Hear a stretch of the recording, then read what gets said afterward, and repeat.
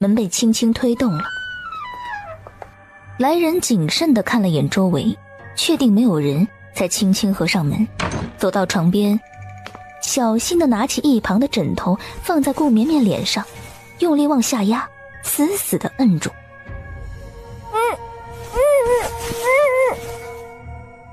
床上的人手脚并用地挣扎了片刻后，渐渐安静下来。一炷香后，春芬端着饭菜来敲门。姑娘，您醒了吗？等了一会儿没听到回答，春芬迟疑地推门而进。姑娘，伤口痛不痛？要不要再上一点药啊？伤口痛不痛？要不要再上一点药啊？走近一看，春芬吓得魂飞魄散，手一松，饭菜摔得粉碎，人直接瘫痪在地。死人了！死人了！春芬手忙脚乱地爬起来，她哭喊着往外跑。漂浮半空中的顾绵绵还回不过神来，任谁一天之内连死2次都会浑浑噩噩，可惜穿过来半个时辰都没有，就被人害死了。连凶手什么样都没看清，顾绵绵憋屈得慌，越想越难受，冲到床前怒骂：你怎么这么没用啊？人家欺负你，只会耍泼哭闹有什么用？不聪明就不要进来争宠当娘娘啊！现在连被谁害死都不知道，憋屈不憋屈？他骂了个痛快，心里的火气消了一些，看到那张熟悉的脸上的血痕，心里膈应，飘过去想着擦拭干净，刚靠近，身体就传来一阵吸力。不是，等等，能不能走个正规程序？我不要插队啊！这是宫里，说话行事注意点分寸，不然掉的就是你自己的脑袋。跟谁学的规矩？宫里能大呼小叫，怕是嫌日子过得稳当。宋姑姑压着火，满脸愠怒。春芬哆嗦了一下，低头诺诺道：奴婢知道错了，姑姑，石秀女没气儿了。宋姑姑皱眉，叫小太监去太医院请个医女过来看看，写个陈情交上去。宋姑姑走到床边，伸手轻轻一碰，还有一丝热气儿。再看胸口轻微的起伏，她骤然松了口气。唉，没死，太好了，真死了，我这浣衣居也不好交代，索性是个没家室的，好糊弄。顾绵绵刚醒过来，就听到耳边的说话女声，轻慢又鄙夷，愣了一下，谁在跟她说话？见她不安地皱着眉头，宋姑姑打湿帕子给她擦左边脸上的血迹，语调温柔，不轻不慢。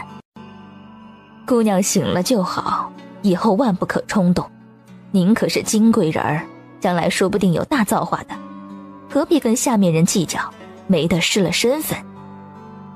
就这样了还秀女，要是真被贵人看上，那也肯定是对方眼瞎。顾绵绵直勾勾地盯着他的嘴巴，留意他的口型，再次确定2次听到的声音就是他的，可是口型怎么对不上？石姑娘怎么了？看着傻乎乎的。声音略显稚嫩，听着有点像。顾绵绵犹豫地看向春芬，春芬显一惊，瞪圆了眸子，看着傻乎乎的。他看我干嘛？难不成又要骂人？奇怪，明明他没有说话，可是我却听得到他的声音。顾绵绵一时有些迷茫，怎么不说话？是不是担心头上的伤？毕竟是秀女，要是毁容可就不好了。这人光长得好看可不行，还得有脑子，就这么莽撞的性子，就算是有张天仙的脸也不好使。简单的擦拭了一下，宋姑姑收回手，微微一笑。姑娘放心，这伤不碍事，虽然女子容貌重要，可性情更为重要，况且有头发挡着，看不出来的。原来他是这么看我的，怪不得一点也不担心着急，笃定我没出息啊。宋姑姑，翠萍怎么样了？我已罚她饿3顿，这3日活计加倍。顾绵绵掀起头发，指着额头的伤口说：他跟我吵架，把我推倒撞在墙上，害我毁容失血过多，就这么完了？翠萍姐姐长得漂亮啊，以后说不定有大造化，姑姑怎么可能舍得罚她？宋姑姑轻慢地翘了翘嘴角，温声道：姑娘，等医女来再看看，姑娘家的留疤就不好了。那我这伤呢，就完了？她就饿一天，就什么事都没有了？已经罚了，姑娘就别惦记了。这后宫中最是喜欢那些贞静贤淑的女子，哪有像姑娘这么闹腾的？说出去也是个笑话，与姑娘名声不利。姑娘若真是气不过，先忍忍，等将来成了主子，再动手收拾不迟。不利就不利，命都没了，还管其他？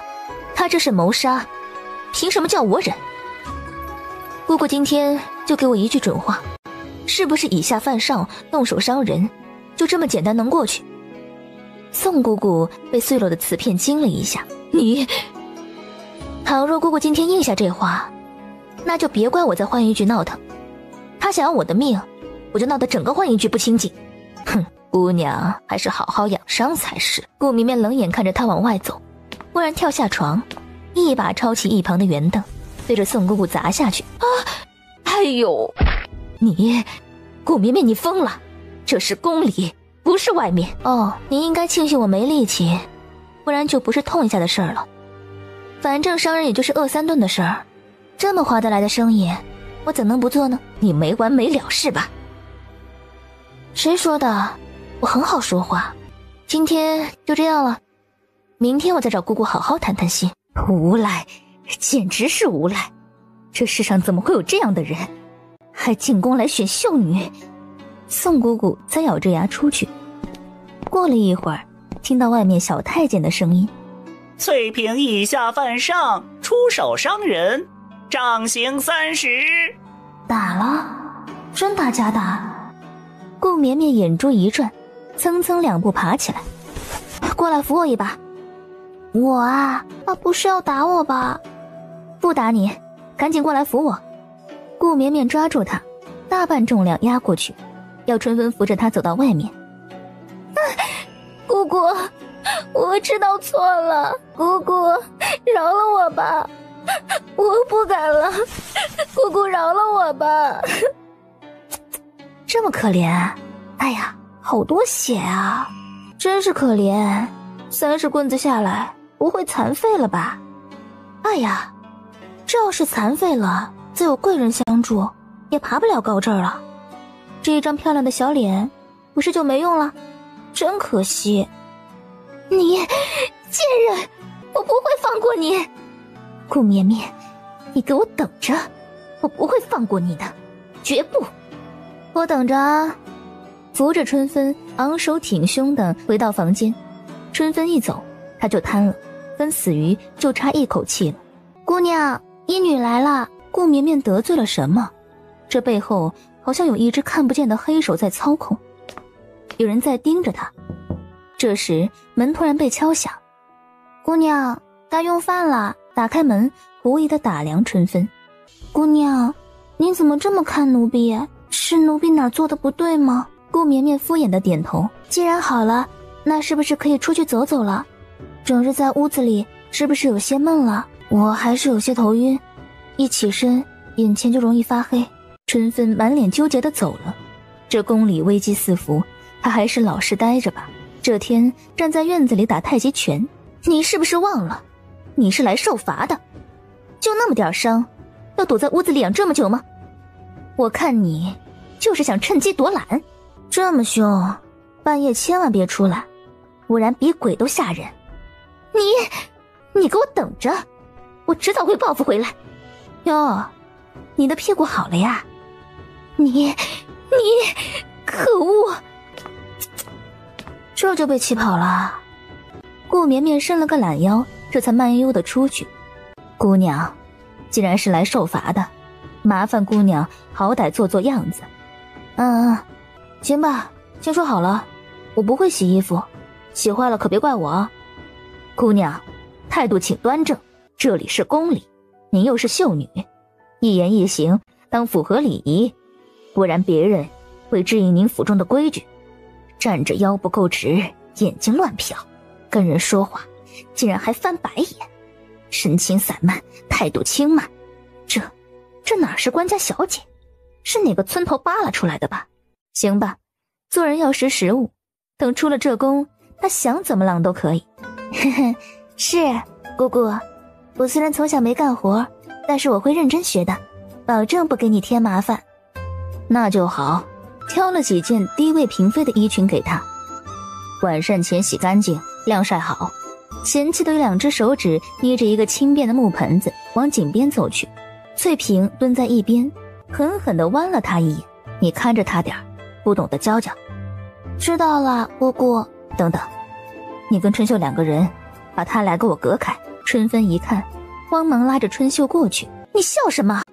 哼，我乐意开心，你有什么意见？分明就是在笑我，也不看看，到底是谁害的，蛇蝎心肠。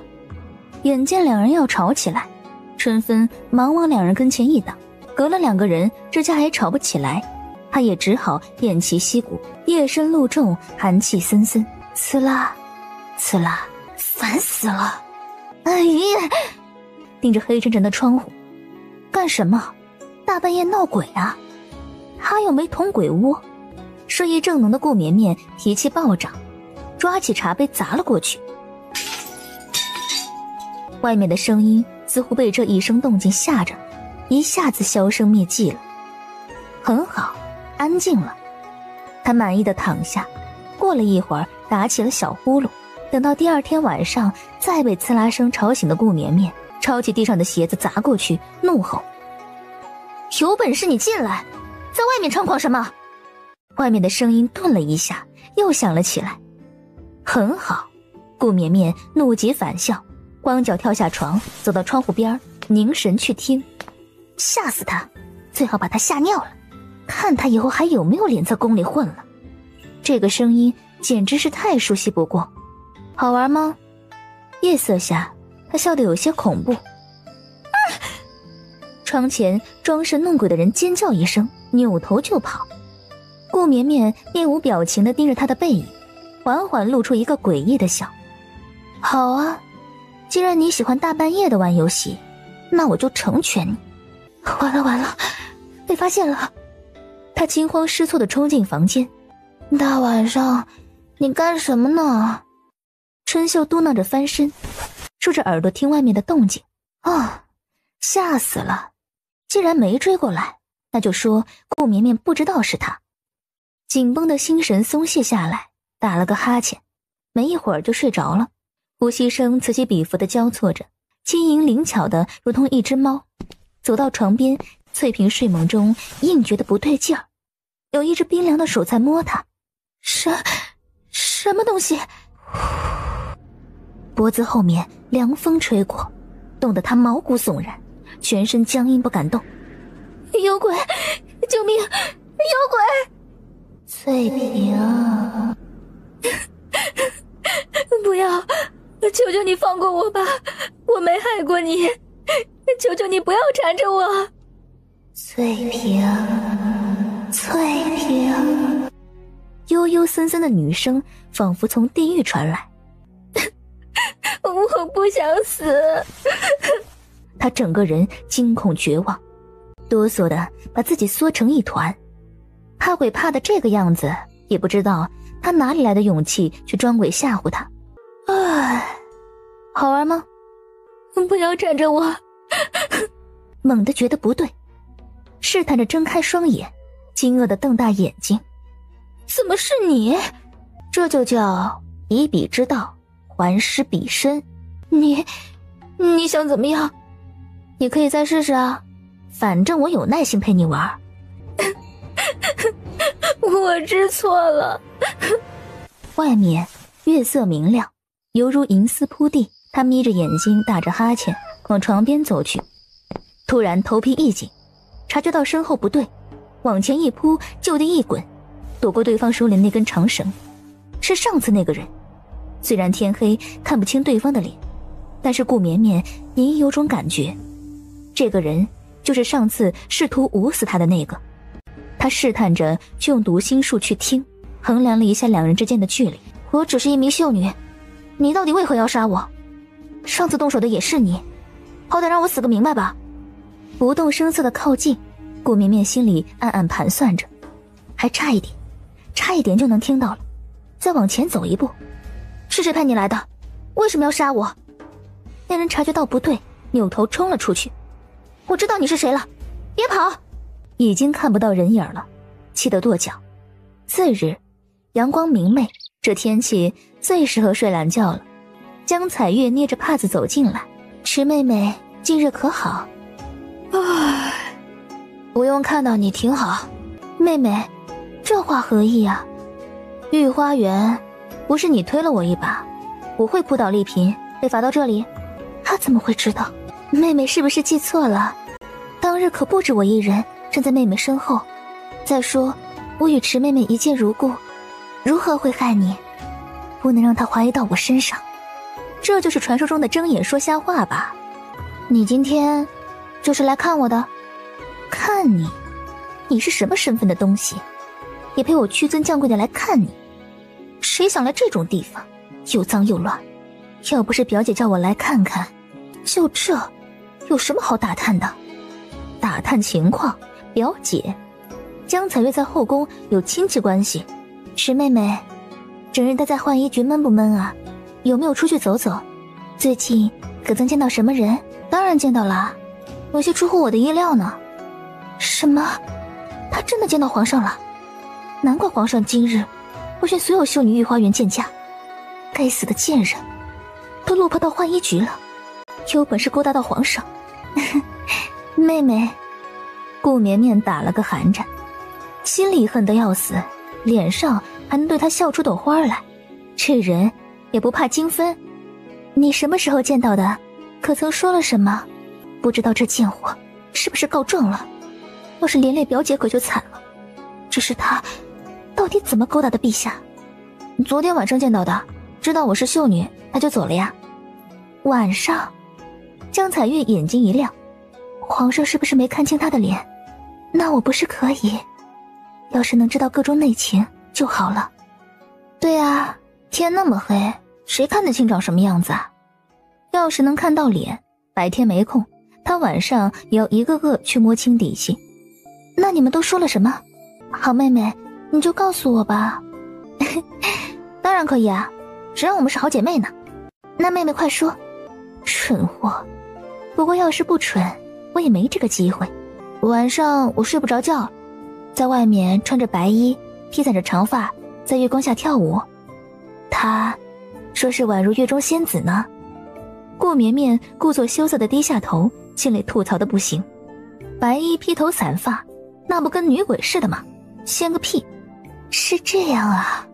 江姐姐，你跟丽嫔娘娘是什么关系啊？她当然是我表姐啊。没什么关系啊，我哪有那福气跟丽嫔娘娘有关系？你怎么这么问啊？没什么，就是觉得丽嫔娘娘挺喜欢你的。丽嫔娘娘为人宽和，对我们这些秀女都是一视同仁。想必那日也不过你撞到她，太生气了，才发你来浣衣局。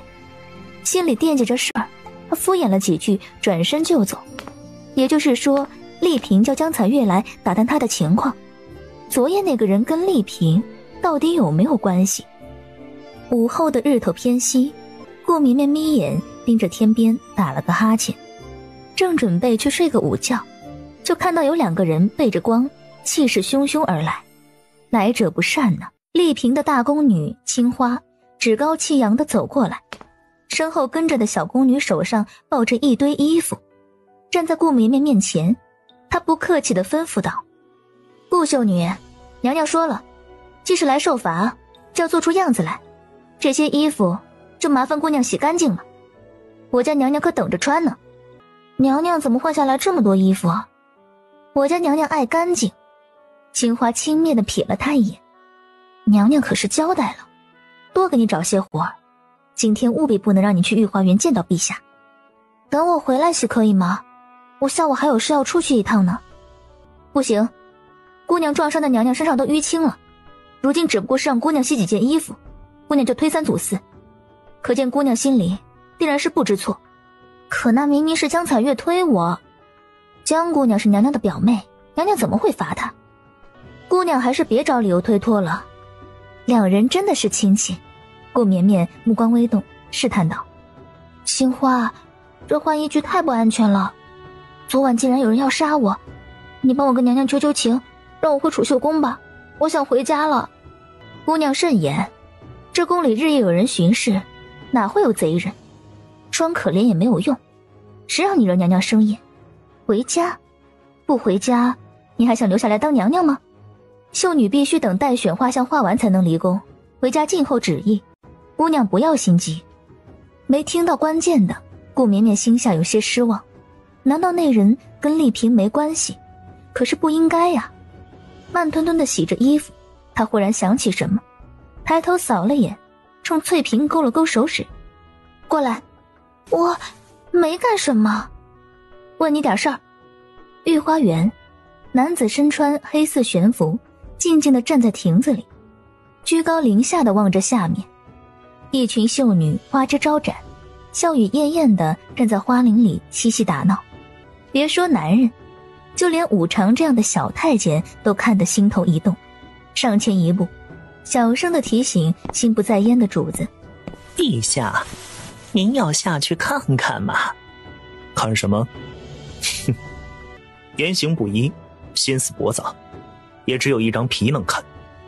虽然不知道为什么在自己死了后没有去地府，反而回到了10年前，也许这是老天对他的补偿。武常，人齐了吗？回陛下，除了那位受罚的，其余人都在。武常看向远处，看到一位宫装丽人扶着宫女摇曳生姿地走近，忙小声提醒道：陛下，丽嫔娘娘来了。嗯，哼，鼻子倒是挺尖的。眸色深沉地盯着远处，那是长寿宫。武常了然，上前殷勤道：陛下可是要去看太后，您这几日没去请安，估计太后一直心里惦记着呢。嗯，舌头不想要了？奴才该死，奴才该死，陛下恕罪。你跟在朕身边这么多年，应该分得清谁是主子。若不是念着这些年你伺候朕的情分，你这颗脑袋前几日朕就摘了。自陛下前日醒来，这养心殿已经前前后后拉出去砍了几波了。奴才愚钝，叩谢陛下厚恩。陛下！身后传来女子甜腻的喊声，随即一股香风传来。闻到这股香味儿，荣轩泛起恶心，心头的烦躁越发旺盛，眸色一冷，他加快步子离开。丽萍一愣，陛下，忙要追上去。娘娘！武常满脸堆笑地拦下他。娘娘，陛下还有正事，您自己赏花，奴才告退。哪里就忙得一句话都没得功夫说了。听到远处清脆的笑声，脸上闪过一道阴霾。他来了吗？青花心思一动，就知道自家娘娘问的是哪儿，笑道：没呢，娘娘在浣衣局洗衣服，奴婢特地找了一堆脏的臭的衣服给她，今天晚上能洗完就不错了。那就好。表姐。江彩月急急忙忙地过来，陛下走了。在外面别叫我表姐，这是宫里，你以为是在外面？别把外面那些上不了台面的东西带进来。娘娘教训的是。丽萍冷冷地扫了他一眼，暗骂一声蠢货，冲身边的人点点头，扶着宫女的手缓缓离开。江姑娘，娘娘想找你说说话。江彩月眼睛一亮，急忙跟上。丽华宫，丽萍慵懒地靠坐在软榻上，江彩月小心地坐在圆凳上。表姐，我问过她，她当真见到了。她真的见到了？当然了，要不然今天陛下怎么会召见秀女，还点名要所有人？想到顾绵绵今天说的话，她目光一闪，抬头试探表姐。表姐，你说这是真的吗？怎么，你想去试一试？表姐，表妹想做的事，我这个做表姐的当然要成全一二。后宫有皇后，为什么丽嫔这么张扬？试问这个呀？翠屏松了口气，老实的回答道：因为太后喜欢丽嫔，陛下又素来孝顺，留宿丽嫔宫里次数是最多的。再说皇上后宫也就这几个嫔妃，只要丽嫔是长得最漂亮的，这男人爱色，连陛下也不例外。那皇后呢？皇后体弱多病，对这些不在意，有家室就是了不起。要是我有个好家室，哪至于在浣衣局洗2年衣服呀？德妃只听说喜欢礼服，不怎么出门，其余的就不知道了。剩下的江昭雪、雪才人更没什么好说的。这么大的后宫就这么点人，这皇上当的有点憋屈呀。这就是山中无老虎，猴子称霸王。你怎么可以这么说？行了，你可以走了。翠屏气得跺脚，又不敢惹他，只能憋屈地回去洗衣服。丽嫔有太后护着，江彩月又跟丽嫔有亲戚关系，那自己岂不是惨了？顾绵绵感慨，忽然被人戳了一下，疑惑地回头。春分指着那堆衣服：好吧，我明天洗不行吗？姑娘，明天就是待选秀女留花的日子，你要是不会储秀宫，留在浣衣局算什么？什么意思？明天就能出宫吗？姑娘，您到底是怎么进宫参选秀女的？明天会派画师给秀女画待选画像，以供陛下。顾绵绵也委屈，她没有记忆了呀。听春分解释了半天，她才明白。这么说，想当个娘娘还挺不容易的。顾绵绵深感不容易，觉得自己被电视剧深深误导了。可不是不容易吗？要是那么容易，我还在这儿，早就是娘娘了。你知道什么内幕？给我讲讲。我为什么要告诉你？因为我有钱啊。这个买你说八卦，这个买你帮我洗衣服。我才不稀罕。我那里有从宫外带进来的一盒上好胭脂，没怎么用。那行吧。4个人围成一个圈，一起卖力地搓衣服，一边听翠屏讲八卦。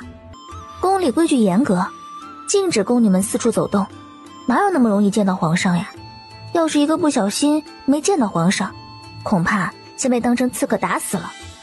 秀女出身的宫妃一进宫，运道好的可以直接位列嫔位，而如果是宫女出身或者被陛下瞧上的，顶天做到嫔。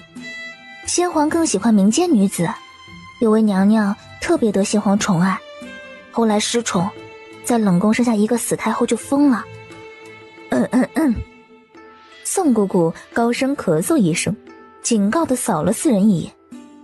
翠屏姑娘，你当你是在茶馆说书吗？什么话都敢往外秃噜。姑姑啊，你是来看我的吗？我来瞧瞧姑娘的活计。丽嫔娘娘说什么就是什么嘛，一个黄毛丫头，动不动就拿丽嫔来压人，真把自己当皇后了，嘚瑟什么劲儿？这浣衣局还轮不到她丽嫔做主。姑娘，日后要是出息了，可记得浣衣局的一份香火情。老娘真不想在浣衣局待了，油水少事儿多，谁爱干谁干去。当然，我性子顽劣疲懒，多亏姑姑照应，日后若有期乎，定当感谢。不过肯定是没机会了，离了这宫，随他怎么了，谁还愿意回来？他又不是个棒槌。静心殿中，橘红色的烛火摇晃着，光影交错中，男子靠坐在矮榻上，姿态放松，眉头却紧皱。查得如何了？走出来一个一身黑色的人，上前把一张纸放在他面前，随后又静静退回黑暗中。荣轩看完嗤笑一声，哼，真是朕的好。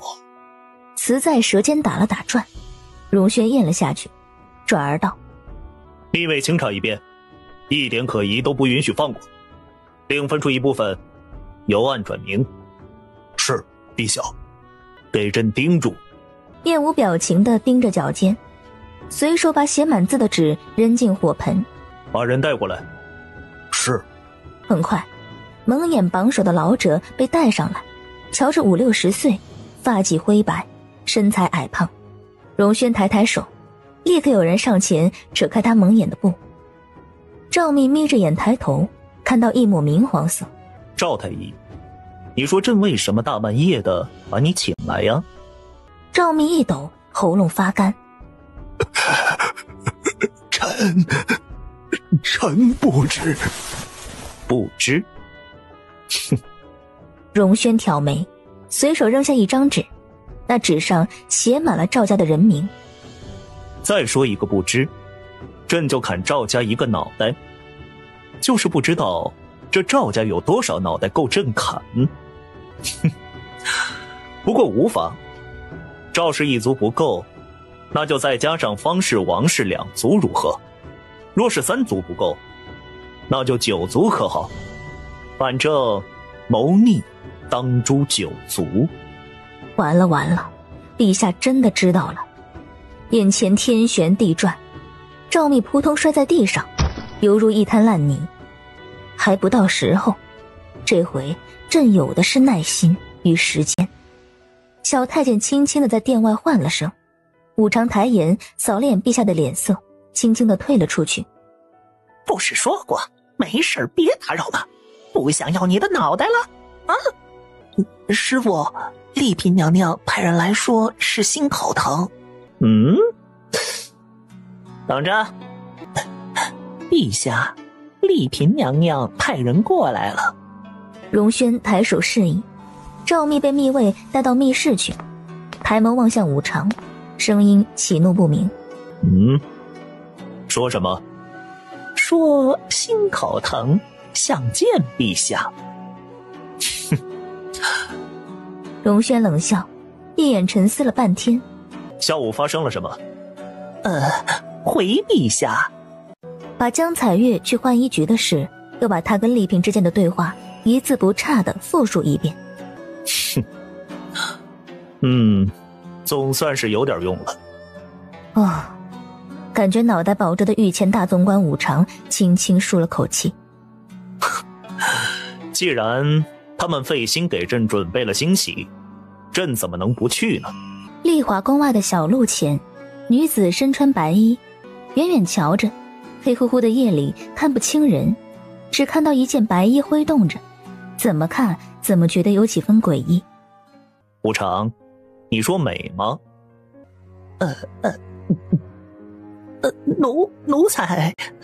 奴才瞧着挺用心的。可不是嘛，不用心能穿得这么轻薄，在这儿挨冻。去叫禁卫过来。搭台子唱戏，也看朕愿不愿意让这戏唱下去。丽嫔这心口疼倒是成了老毛病，既然太医瞧了没什么用，那就叫人去民间寻几个偏方。是，奴才明白，这就去办。抬眼瞧着陛下转身回宫，他心下越发困惑。陛下这趟出来到底是来干什么的？那边江彩月冻得手脚冰凉，忽然注意到不远处黑色的夜路多了几盏灯火，心下一热，激动得浑身发抖。是不是陛下来了？一定是陛下来了。谁在那里？巡夜的禁卫打着灯笼过来，警惕地盯着他，质问道：你是何人？半夜在这里干什么？我要见陛下。江彩月笃定皇上就在后面，故意不表明身份，想显出自己傲然高冷的气质。住手！你们知道我是谁吗？放开我！没有你们的脏手碰我！次日一早，听到江彩月昨晚上被关起来，还是早上丽嫔亲自去大牢才把人捞出来。顾绵绵开心的大笑：你收拾他，转头丽嫔就收拾你，有啥好高兴的？别胡说啊，我可什么也没干。那江彩月是被禁卫关起来的，跟我有什么关系？哼，你还是想想怎么回储秀宫吧。顾绵绵顿时觉得肩膀一沉，惨遭现实的碾压。顾姑娘来了，来给娘娘送衣服。顾绵绵飞快地上前几步，对着青花一笑，嘴角上翘，狡猾似一只狐狸。哎呀，听到了，笑得这么谄媚，看着心里膈应。青花冷淡地点头，走吧，娘娘等着你呢。他把顾绵绵领到内殿，请她稍坐。娘娘刚起，正在更衣梳妆，请姑娘稍等，一会儿有好戏看呢。来就来，谁怕谁啊？娘娘可是刚起，这个时辰起床，娘娘可是哪里不舒服啊？竟敢咒娘娘有病，我看你才有病，一会儿叫你哭都哭不出来。娘娘只是昨晚有些不舒服，睡得晚了。娘娘就是不想见你罢了，真以为娘娘什么人都见吗？她转身进了内室，把顾绵绵一个人丢在那里。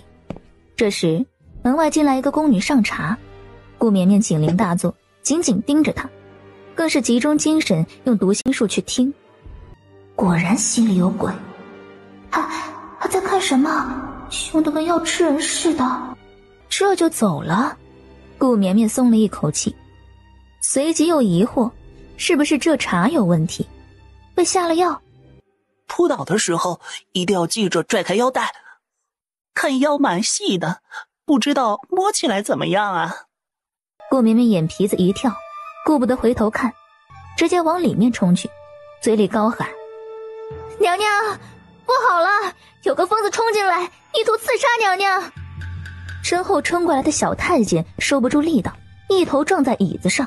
顾绵绵想想不甘心，脚步一顿，他眼皮一扫，抓起一旁的圆凳冲小太监砸过去，嘴里高喊：娘娘快跑，你好大的胆子，竟敢刺杀娘娘，还不快束手就擒。他左右看看，准备再找点东西砸过去时，丽嫔姗姗来迟，站在那里，脸色阴沉如水，满脸怒色。这是怎么回事？青花错愕地瞪着顾绵绵，再看看被圆凳砸得爬不起来的小太监，头皮一麻，刚要说话：娘娘，此人意图不轨，擅闯娘娘寝宫，神情癫狂狰狞，同时与娘娘有仇，意图刺杀。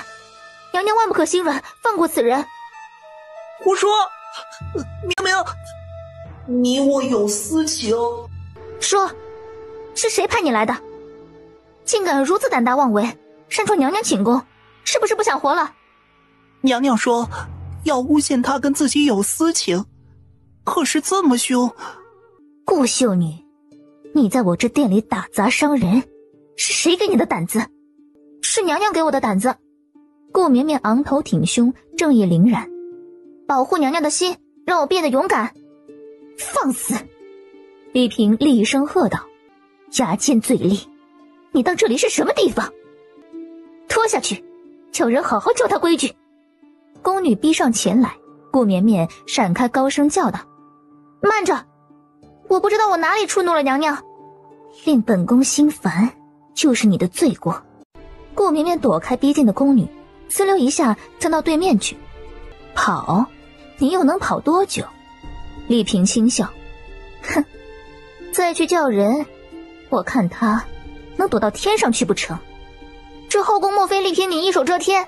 我是秀女，不是宫女，娘娘如此，不怕被人非议吗？这宫里哪天不死人？多你一个吗？当然不多了。丽嫔笑盈盈地看着他狼狈不堪的样子，咯咯捂嘴笑了起来。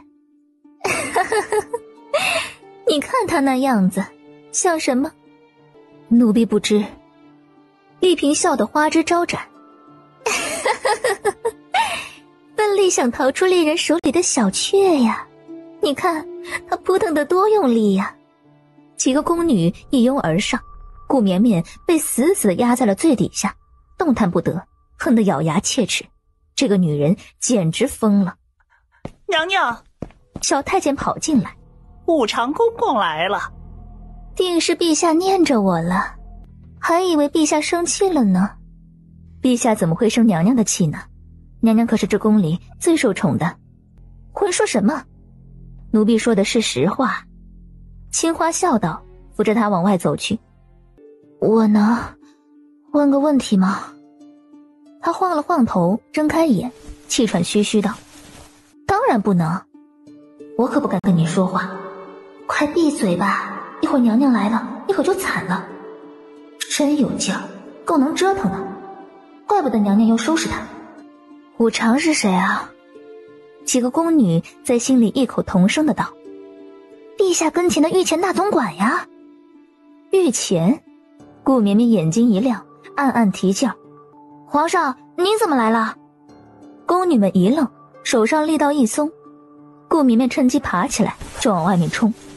救命啊！前边武常笑容满面的把一碗黑乎乎的汤递给丽嫔。娘娘，陛下听说您心口疼不舒服，特意找了些民间的偏方来让您试试。多谢陛下美意，可本宫已经没事了，不劳烦陛下了，还望公公多多费心。青花实实的递上一个荷包。娘娘，陛下担心您的病情，吩咐奴才一定看着您喝下去，喝了药病才能好。可他根本没病，望着那碗古怪的汤药，他一时骑虎难下。娘娘，趁热吧。丽嫔咬唇，犹豫着伸手。救命啊！少女跌跌撞撞的从内室冲出来，扫了众人一眼，朝武常冲去。这谁呀？一个宫女冲撞了我，这要罚她，大概是心有不服。都是木头嘛，还不快把人弄走！躲到武常这个御前大总管身后，顾绵绵总算有点安全感。听到丽嫔的话，她直接骂道：放屁！睁眼说瞎话，也不怕天打雷劈！当然，像你这种蛇蝎美人，想必皮厚，根本不怕什么天打雷劈。你粗俗无礼！你什么你？公公，我是秀女顾绵，顾征。差点忘了，绵绵是字，征才是名。原来是顾秀女。他扭头笑眯眯地对丽嫔道：娘娘，您这是闹什么了？陛下今天看管教姑娘送上的评语，说怎么来回瞧着就是少了那么一个呢？原来您在这儿啊！这贱人果真勾搭上陛下，该死！没什么，教教她宫里的规矩，好歹以后也是姐妹。娘娘真是费心了。武常正似真心实意的称赞，话锋一转：娘娘，您该喝药了，凉了药效就差了。热的难喝，可凉的更难喝了，反正都是要喝，能不能痛快点啊？狗奴才！丽嫔僵硬着脸，木然地接过汤碗，一饮而尽。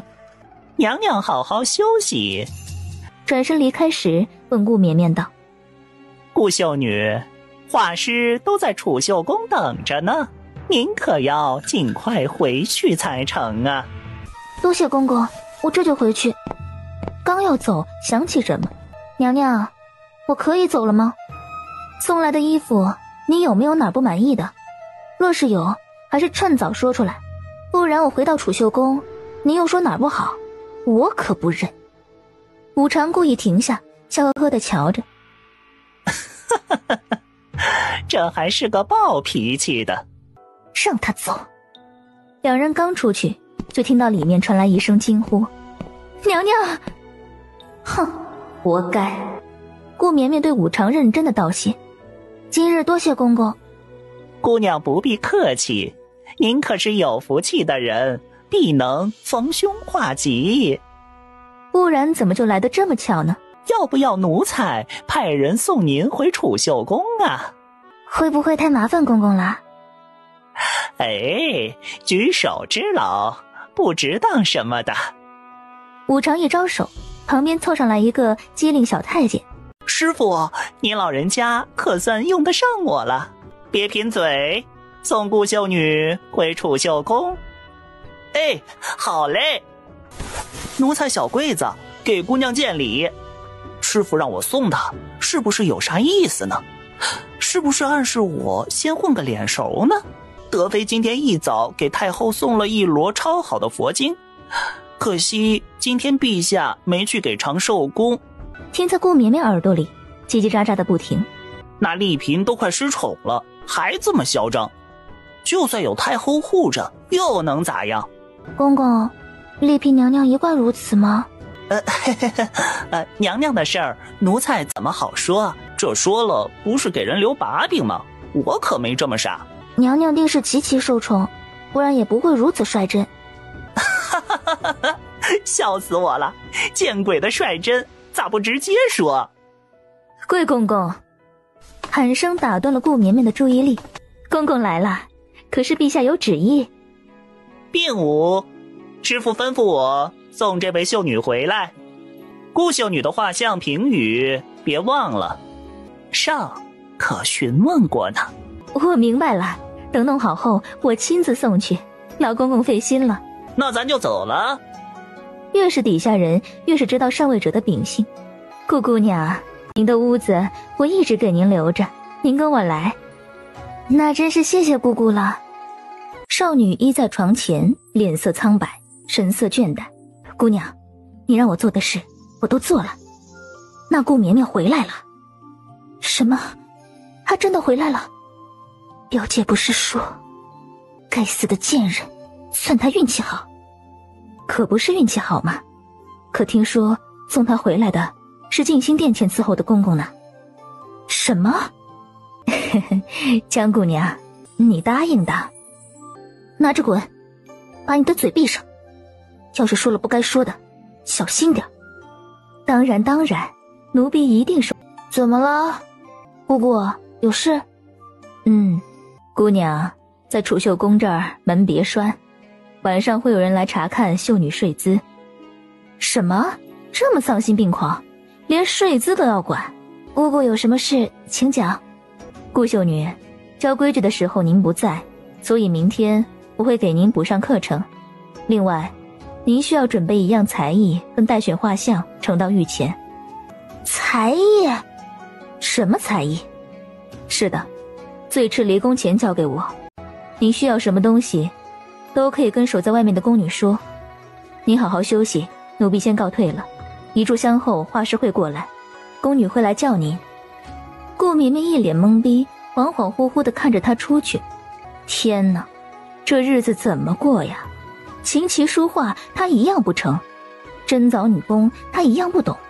难不成他要说自己就会吃喝玩乐，惹是生非不成？不，这也太丢人了。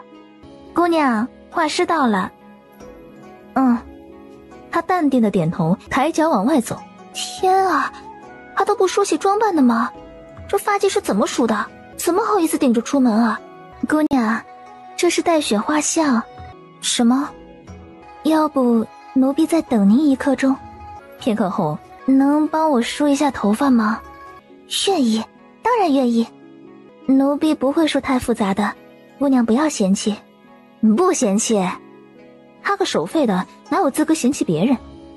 木着脸坐在那里，被对方当作洋娃娃摆弄。半刻钟后，顾绵绵终于能出门了。姑娘不装扮时很漂亮，装扮起来更是让人移不开眼。衣服首饰太少，时间又不够，不然绝对能艳压群芳。不用了，偏是。顾绵绵看到画师已经等在一旁。顾妹妹，你来了。江姐姐，能商量个事儿吗？妹妹请说。烦请江姐姐能不能别在面上亲亲热热的叫我妹妹，心里却把我骂成狗，被骂的多了我耳朵就发烫。这个贱人。妹妹说笑了，我怎会骂你呢？你看，你又在骂我。你每一次叫我妹妹，心里铁定就在骂我。妹妹从浣衣局回来，倒是牙尖嘴利了不少。气死我了，这顾绵绵怎么回事？哪里比不得姐姐两面三刀，心口不一。妹妹真会说笑。我不跟不熟的人说笑。江姐姐，你叫我妹妹，我就背后发毛，瘆得慌，就好像黄鼠狼给鸡拜年，怎么瞧着都像图谋不轨。气死我了，顾绵绵。顾绵绵甚至没用读心术都能感觉到他心里翻腾的怒意，往旁边挪了一步，又挪了一步。两位画师低头自顾自的画画，终于等到画好了。顾妹妹，廊下，江彩月急急地叫住她，很想装着听不见。江姐姐，有事儿？自然，一靠近3米，一句一句的骂话在耳边响起。等等，有话站在那里说，别靠近。妹妹，姐姐是哪里得罪？等等，好吧，我承认我迁怒了，因为丽萍是你表姐，我今天被她吓了一回，所以看到你就忍不住挤兑几句，我道歉。妹妹，是不是误会了？丽萍娘娘怎么会是我表？是你告诉我的呀，要不你发个誓？你若是骗我，那你所祈求奢望的一切都成镜中水月雾中花。贱人，狐狸精，你得意什么？以为自己稳坐娘娘？做梦，我不会让你这么得意的，绝对不会。各自安好，拜托了，能不能别在心里骂我了？我都听着呢。静心殿，武常手里捧着一碗汤进来。陛下，太后派人送来一碗羹汤，说是太后用着不错，让陛下尝尝，叮嘱您多注意身体，别光顾着正事，忘了休息。太后真是慈心，一碗汤都惦记着朕呢。陛下，那这碗汤……下去吧。是。武常倒退着出去。过来。师傅，有事儿您吩咐我呀。腿脚倒是跑得挺快的。那喝吧，一滴不许剩。对长寿宫的安嬷嬷满脸堆笑道：嬷嬷，陛下说这汤滋味不错，多谢太后惦记着他，还请太后保重凤体。多谢公公，奴婢会尽心侍奉太后的。只是有些日子不见陛下，太后心里惦记，让奴婢来瞧一瞧，叮嘱陛下保重身体。武常笑眯眯地应下，却不肯吐口其他的。安嬷嬷只能失望地走了。公公，身穿朱红色官服的中年男子从远处走来。臣求见陛下。高大人稍等。进去禀告后，方请他进殿。臣参见陛下，陛下金安。免礼。陛下，臣教子不严，不敢起身，请陛下降罪。陛下，李树海大人求见。果然。叫他进来。你们俩是为了一件事来的？是，陛下。陛下呀，陛下，臣心里苦啊。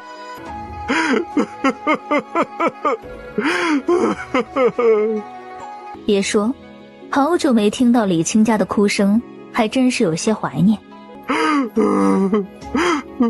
陛下，臣你倒是能哭。武常，给他2人拿笔墨来，朕懒得听你们在耳边哭哭啼啼，写下来，朕慢慢看，看看这道理倒是在哪边。陛下，臣长话短说可成，有些事还是当面说的比较清楚。一脸委屈凄楚地看着你。哼，快把你这副样子收收，朕瞧了一眼疼。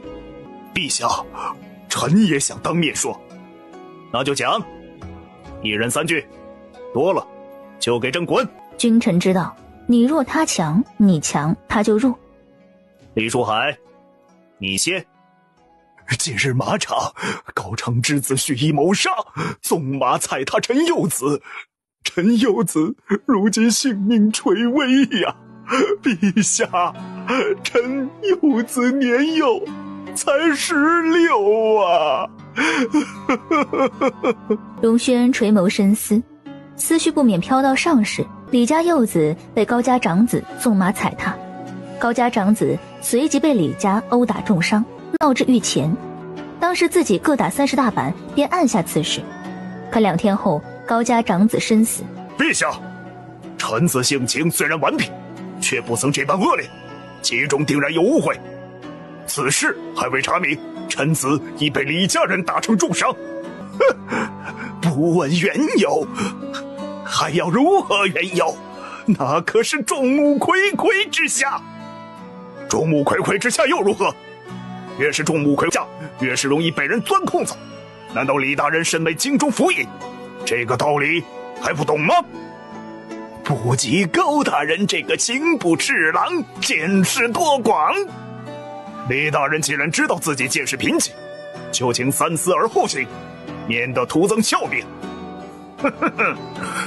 高大人真是能言善辩，妻子与你真是一脉相承。事实如此明白，竟还能在此诡辩，真是好胆色。亲生子当是一脉相承，莫非李大人无此体会？哼！退下！两人震惊脸，异口同声唤道：“陛下！陛下！”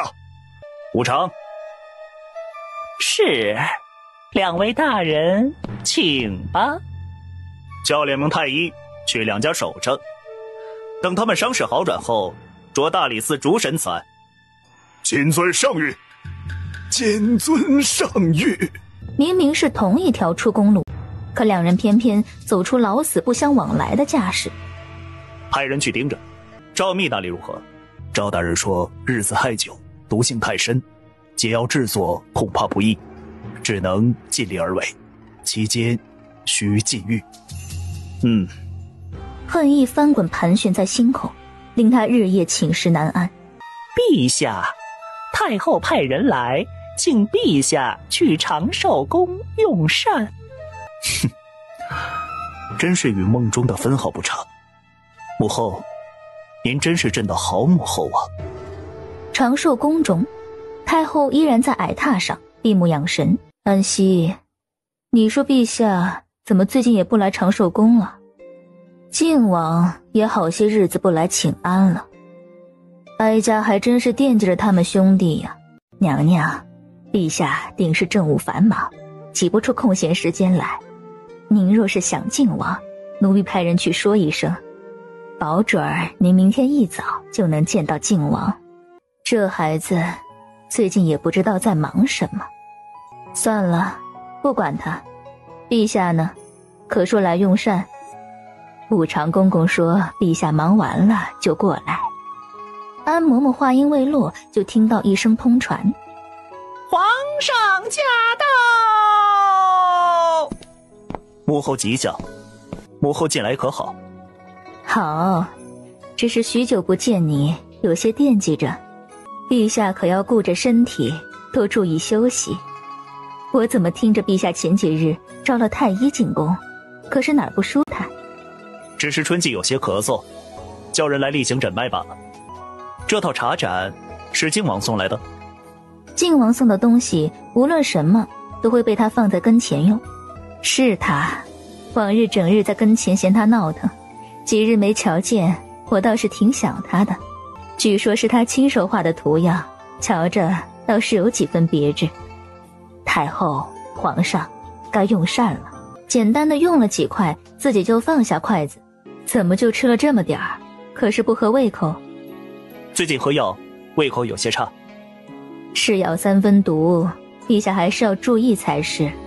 我听着今天下午高李2家闹到御前了。哦，母后也知道此事？哼，一点子小事，聊到御前也就罢了，竟传到母后这里，闹得您不得安生，真是胆大。这事儿闹得沸沸扬扬的，哪儿还用人特地过来说呀？依我看呀，这2家都伤着了，索性各打30大板，就此罢休。再闹下去，不免伤了2家的情谊。母后说的是。你看，你来了，哀家还跟你叨叨这些。你呀，别整天惦记着什么奏章正事，也去后宫走走。这国事虽大，可是皇子也是顶头大事，万万不能懈怠了。宫里要进新人，丽嫔心绪不宁，难免做错事。你私下罚过就算了，别冷落太久。后宫还得雨露均沾才是。母后说的是。母后，您好像特别喜欢丽嫔，是为何？你宫里就那么几乎3瓜2枣，皇后多病，哀家不敢劳累她。德妃喜佛，整天烟熏缭绕的，哀家闻着头疼。李妃胆小甚微，一句话说不到，就跪在地上瑟瑟发抖。满后宫也就丽嫔活泼些，让人看了心里舒坦。况且这身体健康的女子才能孕育健康的子嗣，母后喜欢她还不是为了你。这些年真是辛苦母后了。尝尝，哀家叫人用荷叶上的露珠泡的云雾茶，看看可喜欢。多了些荷叶的清香，却与茶叶微涩苦香不合。母后，您早些歇息，朕还有事，便先走了。好，别看得太久。安息，你送陛下。是，太后。等所有人都出去后，殿内骤然静了下来。太后盯着那盏清茶，目光复杂。几息后，身穿灰色衣裙的嬷嬷进来了。您太着急了，我已经等了很久了。那也要等，什么事一着急就错了。闭上眼，太后缓缓吐出一口气。你说的对，着急就容易出错。我都等了这么多年，再多等几年又有何妨？把那老东西叫过来，我不放心，再问问。静心殿，一身黑色的青年跪在一旁把脉，片刻后迟疑道：陛下气血有些骚动，脉象却正常，并无不对。正常？到底是哪里不对？储秀宫。哎呀，为什么这么难写？为什么？顾姑娘，顾姑娘，来了。顾绵绵揉了揉眼，手上的墨汁粘在半脸，沿着眼角，干了后好像一块胎记，丑萌丑萌的。打开门，你怎么来了？你以为我愿意呀？气呼呼的把包袱塞给他。真是没良心，好歹也在浣衣局待了这么些天，结果走了连个招呼都不打。那不是事出有因吗？哼，借口。解开他进去转了一圈后道：比浣衣局好多了，乐不思蜀吧？有点儿。我得罪丽嫔，跟他几乎撕破脸了，还是跟你们保持距离的好。哼，说的挺像那么一回事儿。你送个衣服也能得罪人，真是会惹事儿。太优秀了，别人难免眼红。想喝自己倒。那是得自己倒，我可不敢叫你服侍我。万一将来你成了贵人，这些都是我得罪你的证据。殷勤的倒了杯茶给他，满脸期待的望着他。以前那些事儿不会跟我计较吧？这可说不准哦。毕竟我这人啊，脾气大，心眼小，素来爱记仇。你这人怎么这样啊？哪有人这么直白的说出来？不都是得装大方又宽容的吗？我就这样啊。嘿嘿，谁让你惹我呢？我那不是被人收买了吗？行了行了，把床铺好再说，把衣服什么的都给收拾好。明天可就要出宫了，想想就激动。天哪，这得写到什么时候？大悲咒为什么那么多字？还烦躁的揪着自己的头发。我都收拾好了，以前那些事儿能不计较吗？我是不是人美心善，看着特别优秀？顾姑娘，你自己这么夸自己，良心真的不会痛吗？是，姑娘人美心善。既然你也这么认为，来，说出我3个优点，我就大方点儿，不计较你出言不逊，不计较你推我撞到头，也不计较你装鬼吓唬我。这还叫不计较啊？一样一样记得那么清楚。顾妹妹，你在啊？在忙些什么？看不见我，菩萨保佑，他看不见我。顾绵绵揉了揉耳朵，侧声小声道：你别躲了，这么大个人，他怎么可能看不见？你快站好。哼，江彩月，不请自来也就罢了，眼神这么差，看不出来我不欢迎你吗？麻烦你出门右转，谢谢。我担心顾妹妹，所以来看一眼，妹妹为何这么冷漠？哦，冷漠是我的特点，心狠是我的爱好，不近人情是我的本性。没事儿，请你赶紧走。你在这儿，我耳朵要遭罪。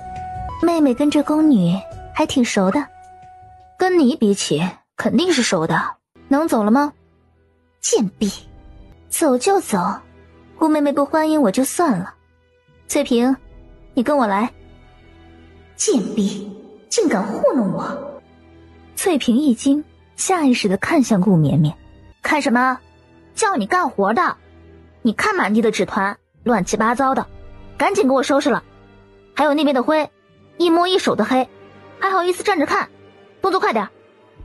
那衣服叠的都是什么玩意儿？这就是你干活的态度？重干！翠萍唯唯诺诺的点头，蹲在地上捡纸团。你不是要走吗？还有事儿？好，好。顾绵绵，你存心跟我作对是不是？别以为你勾搭了皇上就可以高枕无忧。贱货，你竟敢折辱于我，跟你势不两立，我定要。这话说的，你太把自己当回事儿了。翠萍捧着一团纸团站起来，该就得叫郭姑娘收拾你，动不动刻薄挖苦，还不是娘娘呢，就对我们这些宫女摆娘娘的谱。你在看什么呢？该死！江彩月，贱婢，你是什么东西，也敢用这种眼神看我？他抬脚恶狠狠地踹在翠萍肚子上。动不了她顾绵绵，还动不了你一个小小的宫女，真当我江彩月好欺负不成？江彩月，你别太过分啊！过分？可笑！哼，我祖父是当朝2品大员，朝廷重臣，可不是你这等小小的5品郎中可比的。就算你得陛下青眼又如何？如今胜负未定，这往后的日子还长着呢。哎呀，顾妹妹，你怎么能打人呢？就算是宫女，也不能随意打骂呀！我让你百口莫辩，声名狼藉，看你还敢不敢跟我故意作对。拽着他的胳膊往后一别，把人往桌上一压。哼，江彩月，我忍你很久了，放开我！你想干什么？顾姑娘，这个都没用了。你是故意的对不对？活该，我看你明天拿什么交到御前。你属狗的吗？我招你惹你了，咬着我不放，笑是吧？我让你笑个够！你这个疯子！我不会放过你的。丽嫔是我表姐，又有太后撑腰，你给我等着！哦，丽嫔娘娘已经失宠了，你不知道吗？不可能，你害怕了？对啊，我害怕了，怕你纠缠不清，死缠烂打。都说了我不爱你，也不可能爱你，你走吧。我是不是听到了什么秘密啊？会不会被呢？秘密？秘你个头啊！顾绵绵没好气地踹了他一下，还不赶紧跑？翠萍回过神来，连忙轻手轻脚地推到门口，一溜烟跑了。你胡说八道什么？什么爱不爱的？哼，满口谎言，粗鄙无礼。你这样的，竟然也是官家千金，还能入宫选秀，真是一场大笑话。我可不会再上你的当，与你做无用的口舌之争。咱们日后走着瞧，我不会放过你的，绝对不会。爱在心口难开，我知道，但是请你跟我保持距离，不然我担心我清白不保。怎么会有这样的人？举止粗俗，言于鄙夷。哎呀，世上怎么会有这样的人，简直闻所未闻，见所未见啦。静心殿，青天剑坚正，须发花白，烛火下眯着眼睛打量着眼前的八字。这个倒是贵。这个最有意思。少时平，命中带劫。看这八字，劫数已经过了，此后便是逢凶化吉，大贵呀。哦，你怎么知道他劫已过了？陛下，这不是明摆着吗？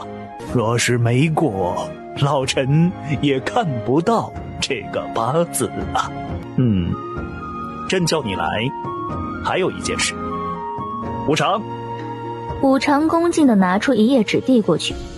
看，朕要知道，你从这个八字都能看出什么？陛下，莫非是在考教老臣？这个八字有点眼熟啊。半夜，梦中惊醒的监正满头冷汗地盯着黑沉沉的床帐。你怎么啦？没什么，就是做个噩梦。他终于想起来那是谁的八字了。当今明明是……马车一路摇晃，晃着晃着，顾绵绵就睡着了。姑娘，工部顾郎中的宅子到了。顾绵绵惊醒，下意识地擦擦嘴角，没流口水，很好。绵绵，你可回来了。看到男人，顾绵绵心里涌出一股暖意，亲近之感油然而生。她脱口而出：爹。绵绵是不是被欺负傻了？怎么叫我爹？我就说那宫里不是好待的。这不是他爹吗？指定是被人欺负惨了。绵绵呐，我是你哥呀。我知道，我就是看到哥你突然想爹，就一时叫错了。哥，回家真好。我家绵绵懂事了。送走小太监，连忙拉着他进门。快，厨房准备了你爱吃的，热水也预备上了，你赶紧洗洗，休息会儿，晚上吃好吃的。顾绵绵抿嘴甜甜地叫了声哥，这种宠溺的殷勤爱护让人心底暖洋洋的。快去洗洗睡一会儿。丫头呢？把温好的粥送过来。绵绵回来了。绵绵，快让嫂子瞧瞧瘦了没。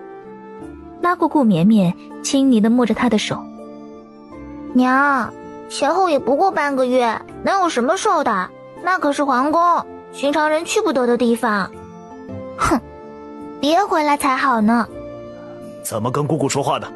哼，到底谁是亲生的呀？气死了。顾绵绵面对夫妻俩的热情轰炸，只能干笑，笑得脸都僵了，整个晕乎乎的。真能睡，我叫你多少遍了，天都黑了还不起来，猪都没这么能睡的。没大没小，你在这儿干嘛？你快起来，我都饿死了。绵绵起来了吗？天都黑了，再不起来，晚上又睡不着了。就算要睡，也要起来用些东西才是。听到女声，顾娇娇如临大敌，全身的刺都竖起来，站起来怒气冲冲地冲出去。你来干什么？这个骚狐狸竟跑到这儿来，又想干什么？谁呀？顾绵绵好奇爬起来。这是谁？顾绵绵惊疑不定，瞧着20多不到30的样子，顾家有这个人吗？他皱着眉头仔细回想，也没想到有关这个人的记忆。你来干什么？走，这里不欢迎你。娇娇，女孩子不可以这么无礼。我无不无礼，跟你有什么关系？知道自己不受欢迎，就不要出来到处转悠，行吗？娇娇，我是来找绵绵的，这是你小姑的院子。我小姑是不会理你的。大人说话，小孩子就不要管那么多。常小婷眉眼轻扬，轻蔑地瞥过他，就要进去。这时屋内传来一声：大侄女儿，你怎么出去就没影了？赶紧过来帮我梳头。整天不用丫鬟就用我，你去伺候小姑。是，小姐。你别想找我小姑套近乎，我告诉你，不可能。可不可能，也不是你能决定的。讨厌鬼，阴魂不散，滚！常小婷啊呀一声摔在地上，捂着手臂痛苦呻吟。你赶紧起来，别装了。我胳膊好疼啊。谁啊这是？坐地上干什么？大侄女儿，站在这愣着干啥？吃饭去啊！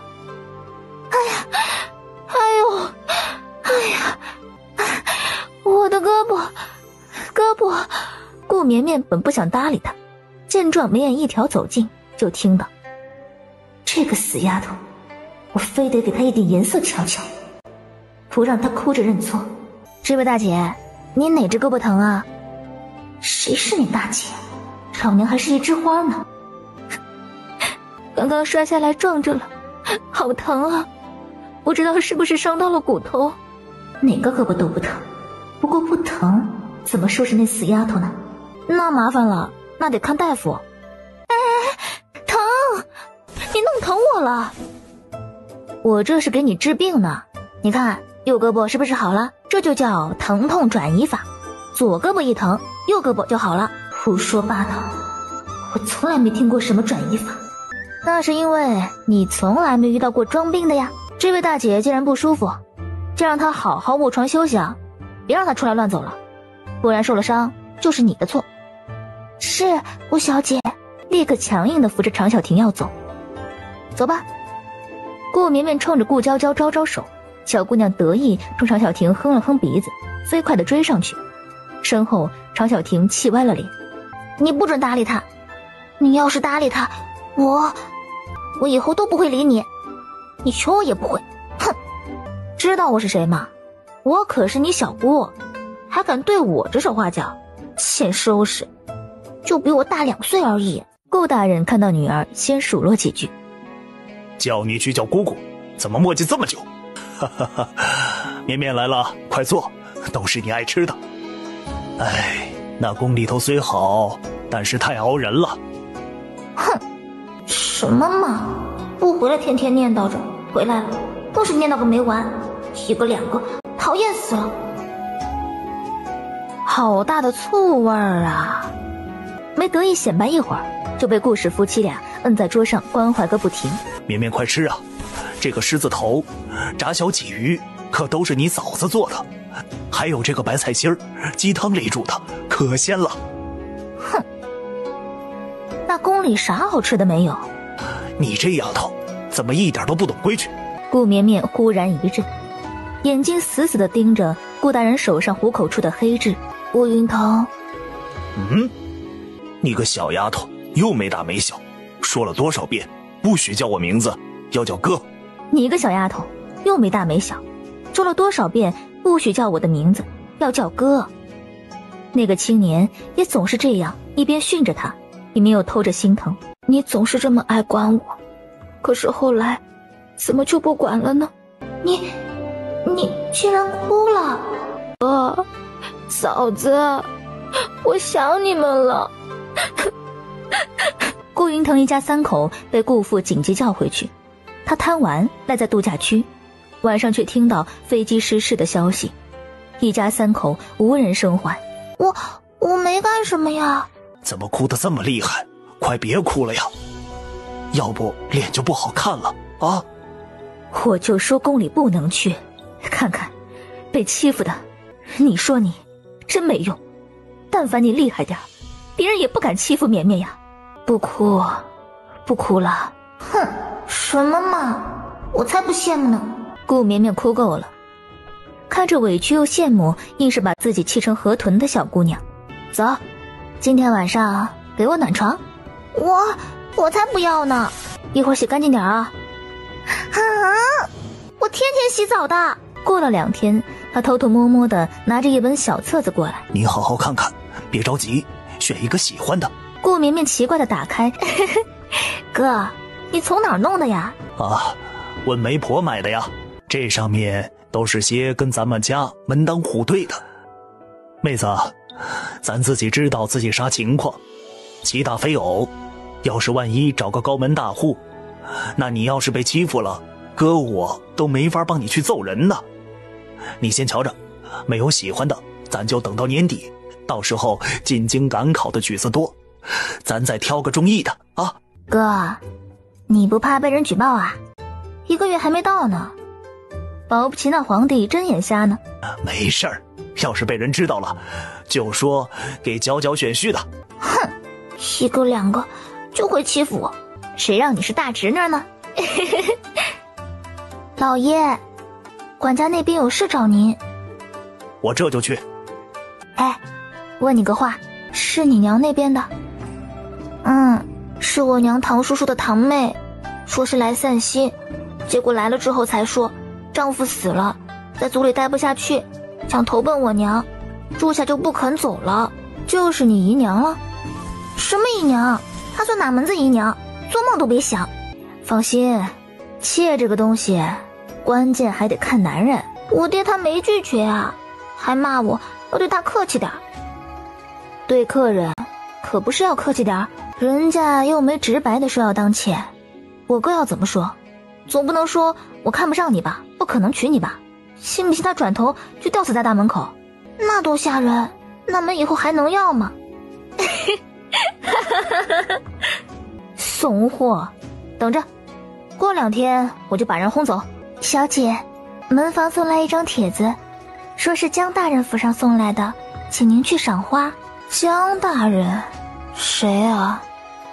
不认识，不看，原路送回去。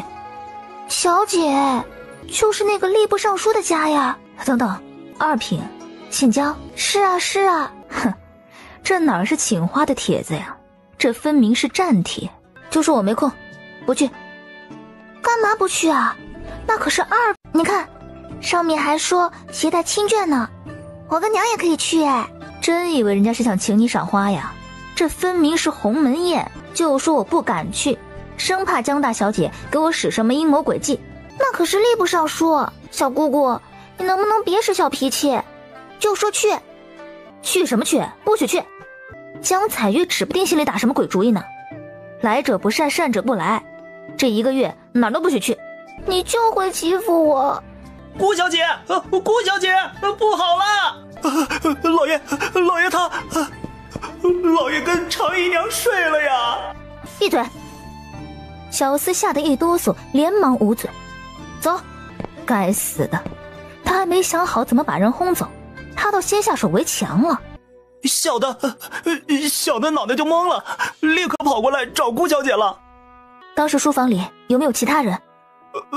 没有。书房，顾云腾头疼地看着哭哭啼啼的常小婷。我真的记不清了，你先别哭啊。你是不是想吃了不认账？你看看，这都是你弄的。你说的是真的？可他真的不记得。你只说一句，要不要我？从来顾家第1天起，我就暗暗爱上你了。我只求能在你身边求得一席之地。常小婷起身，冲着墙就要撞过去。你别做傻事啊！顾云腾，你刚刚说什么？再给我说一遍。我说，绵绵呐，你咋才来呀？眼见就能得偿所愿的常小娥气得吐血。狐狸精，我打死你！安静点。小姑，急什么？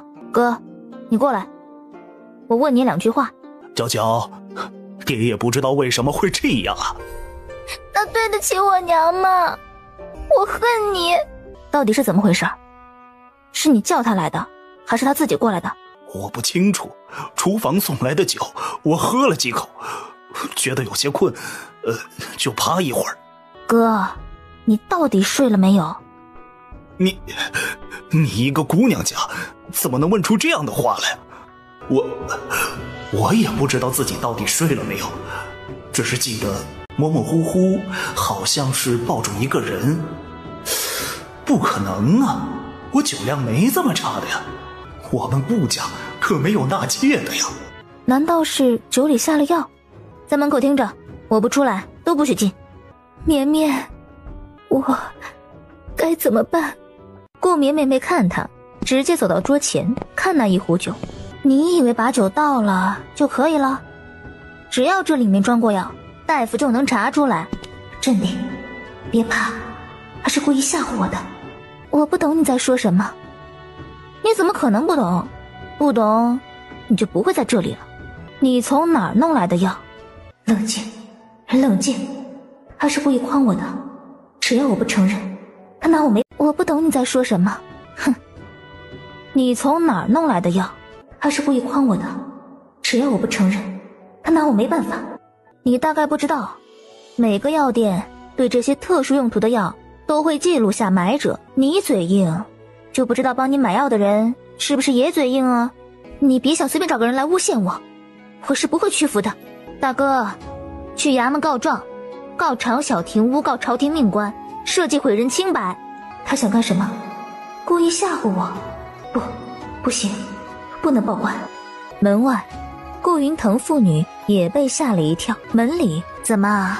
我哥清清白白的名声，凭什么被你一滩烂狗屎糊上？你骂谁烂？只要你现在说，顾云腾确实跟你已经成事，我立刻叫个稳婆验一验。你说的是真话，我立刻叫我哥引你过门。要是你说了谎，可别怪我不客气了。京城的大牢做过吗？做过你就会知道老鼠蟑螂在身上爬是什么滋味了。我不要坐牢，我怎么可以坐牢呢？顾绵绵冷不丁地问道。你跟我哥真的睡了？当然没有。若不是这样，我何必在这里受你折辱？唉，签字画押办手印吧。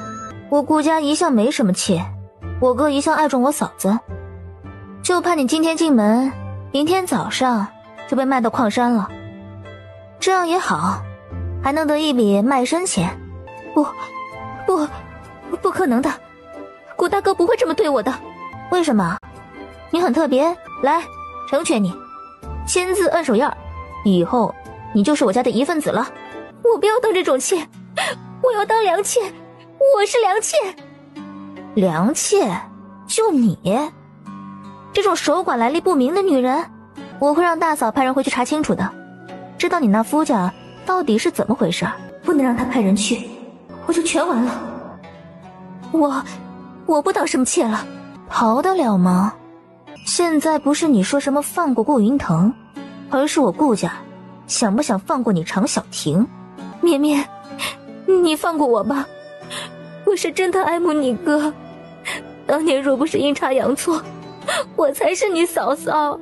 你今年贵庚啊？26，还是一枝花，可比常小娥那个黄脸婆漂亮多了。我家大嫂加入顾家也有17年，你不是绝顶聪明，别人也不是傻子。再不说话，我们直接去衙门好了。我说了，你就会放过我。若是无伤大雅的事，我还能帮你一把。帮我？当然，我哥只有5品，在京城5品不算什么，哪有做什么高门侯府的妾室享福呀？高门大户，她嫁在京里，因她嫁进10余年，却只有1女，婆婆因此做主，纳了娘家侄女进门。谁知道那个女人仗着婆婆撑腰，对我无礼不逊，还把我推下池塘，害我流产。我怎么能放过她？不可能的。你做了什么？我在她酒里下了药，他们颠鸾倒凤，整整疯狂了1夜。6个月大的肚子，硬生生被他们折磨掉了。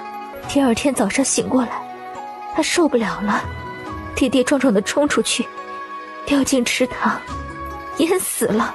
门外，顾云腾听得背后发毛，害死我儿子，害我再也生不了，我怎么可能那么简单的放过他？哼！你婆婆呢？她做了什么？她查不到我做了什么，却认定这件事跟我脱不了关系，逼我上吊殉葬。常小婷怎么可能如她的意？当天包袱一卷，带着钱财直接跑了。果然是死逃啊！你说过会帮我的，你若是敢反悔，别怪我不择手段。我当然会帮你，就看你想要什么了。这女人简直是毒蝎，还是早早弄走为好。顾绵绵跟常小婷并肩走出来，别忘了你答应我的。怎么让他走了？给我拦住他！叫什么？哥，你想想怎么跟嫂子交代吧。老妹儿啊，我可是亲哥呀。对，不是亲哥，你当我稀得管你？那位的事儿，你以为就这么结了？绵绵你辛苦了，我还有些公文没看呢。女人太恐怖了，幸好我只娶了一个。绵绵这么凶，以后谁敢娶啊？小姐，金瓶大长公，这个皇帝怎么手脚这么慢呢？赶紧把江彩月定下不行啊！定下后有宫里派出的嬷嬷盯着，就不信他还有功夫盯着自己。3日后，我真的不能去吗？真的不行。你知道所有秀女都去了，现在宫里一个圣旨都没来，谁知道他们着急了会干出什么？不带我去就带他去，什么嘛？去给他找个人家，赶紧打发走啊！放家里多不安心。真的？那你快去啊！最好别让他回来。顾绵绵远远就让车子停下来。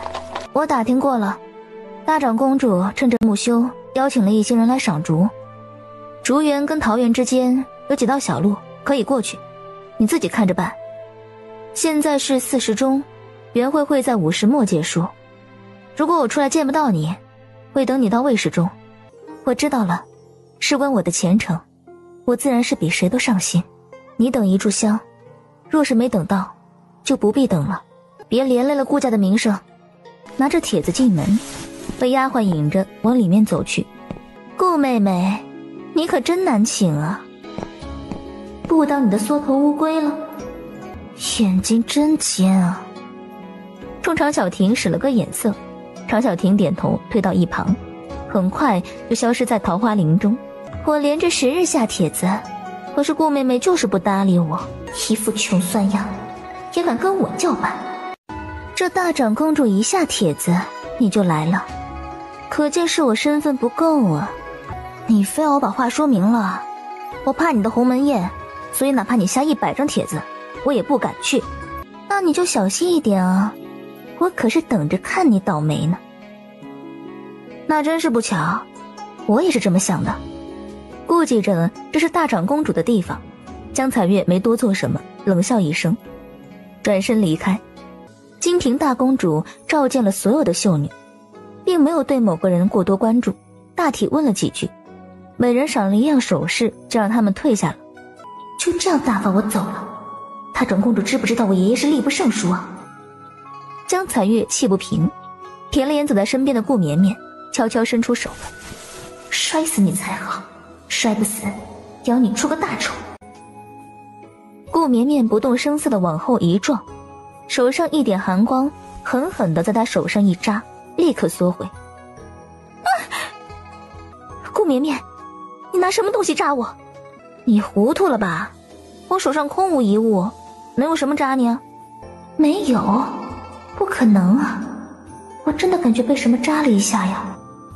他低头看了眼手心，确实有个红点，还有一丝血丝。你把针藏在哪儿了？哼，你不会是想搜身吧？只是你敢吗？这是金瓶大长公主府，不怕闹大了没法收场，你就喊啊！哼，现在得意，未免太早。哦，我等着啊。这个有鸡丝，可惜量太少了。哇，吃得好快啊！江彩月斜了他一眼，轻轻勾起嘴角，冲着不远处端着汤碗走来的侍女使了个眼色。侍女缓缓走近，走到2步之内的距离时，忽然身子一歪，往旁边倒去，顾绵绵眼疾手快，爬起来往旁边一闪，完美的避开。哗啦，碗碟花碎了一地。怎么办？怎么办？碗是不会放过我的。顾妹妹，这碗汤鲜美可口，你可喜欢？手一扬，一碗汤全泼了出去。顾绵绵往旁边躲了一下，却被瓜子脸的女孩侧身挡住了。这么上赶着，那就陪你好好玩玩吧。顾妹妹，真对不起，我刚刚手滑了一下，没烫着你吧？顾绵绵，你现在这个样子丑死了，忍住，先别发火。你带衣服了吗？要不要先穿我的？不用了，江姑娘，这里备着衣服。顾姑娘，跟我来。顾绵绵跟着她离开。哼，皇上再看重你，也不会看重一个残花败柳。我给你安排了一出好戏，你可一定要好好享受啊。桃花林边有个小院子，是给姑娘们更衣休息的。绿衣，绿衣，冷不丁的从里面伸出一只手，对着她的眼睛扬了一把粉。眼睛，我的眼睛！你该庆幸啊，我的花椒粉都用完了，可惜没有辣椒。身后是被打晕在地的侍女，以及被绑在椅子上被打得头破血流、双眼红肿的男人。别叫了，就是面粉而已，不是什么实惠。我可比你有道德有底线的多。江彩玉试着睁开眼睛，果然能看清。顾绵绵，你竟敢这么对我，我跟你没完。我怎么对你了？看到那个男人了吗？那应该是你给我准备的惊喜吧。我现在把他还给你，你觉得怎么样？你敢？你要是敢动我，我爹我爷爷都不会放过你的。别太自以为是，毕竟小姑娘之间的玩闹怎么能劳动他一个吏部尚书呢？说出去他还要脸吗？还在不在朝廷里混了？这是规矩，懂吗？你怎么知道？顾绵绵故意挑隐蔽的地方狠狠掐了几下。好痛，求求你饶了我吧。片刻后，顾绵绵拿着一份用血写成的供状，得意的微笑，拿了一件东西当凭证。都说了别来烦我，你怎么就不长记性呢？他甩了甩袖子，欢快地吹着口哨走了。身后，江彩月捂着胸口，哭得凄惨无比。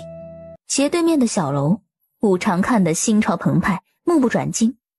这是惹到了什么煞神？哎，他刚刚拿了什么东西走了？你就这么好奇？不，奴才多嘴，多嘴。主子还要拦着吗？就刚才那鬼哭狼嚎的动静，要不是陛下要人拦着，那两位还能这么安静的解决事情？不用了，走吧。主子，您不见大长公主了吗？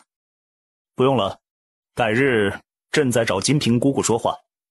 修女的事也拖得够久了，该定了。那边金平大长公主听到侍卫的禀报，急急忙忙的过来。陛下怎么就走了？是不是哪里不周到？金平姑姑，没有，相反，朕还看到一场好戏，让人身心愉悦。今天园子里没有安排戏啊。顾绵绵警惕地盯着他，忽然注意到他耳边的一点红斑，这次不会是你自己弄的吧？当然不是，掐出这种红印子也很费心神的好不好？男人啊，越是轻易得不到的，越惦记着。我不想听你的丰功伟绩。他是谁？你下一步打算怎么做？什么时候从顾家搬走？今天就可以。他说自己是太常寺。他前脚打了江彩月一顿，后脚常小婷去撬了人家老娘的墙角，是不是太狠了点儿？你够牛的呀！你要进门吗？哼，不会。当了妾，生杀大权就在主母手上，我是最清楚的。若不是为了自己这条小命，她安安稳稳地待在金陵当有吃有喝的少奶奶不好吗？他答应为我解决麻烦，等事情安排好了，我就回家过继祖宗子嗣，做我的当家主母。我们之间两清了。那个狐狸精怎么走了？走了不好？不是，他怎么就这么简单的走了呢？我是不是把你养傻了？叫你看的账本看完了吗？上个月叫你做的绣活，你什么时候才能交给我？娘，您找小姑有事，我先走了。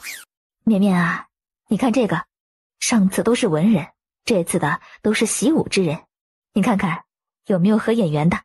上辈子没赶上被嫂子逼婚，到这儿了，始终逃不掉吗？静心殿，荣轩垂眸，持笔蘸墨，正在写着什么。陛下，现在就去宣旨吗？讲。高城的幼子被马踩伤，是被人蓄意报复。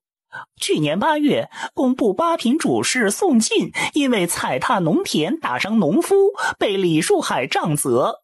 今年2月，其子又因为同窗发生争执，打伤对方，被收押在监。宋进认为李树海故意针对，心生报复。马被下了药，却阴差阳错被高大人的长子骑了。高大人的长子只能勉强控制住。在混乱中，李树海的幼子被马踩伤。区一个8品，能算计朕的4品重臣，后面是谁？今年3月，宋进一妹妹被送入靖王府，深得宠爱。哦，真是狗仗人势。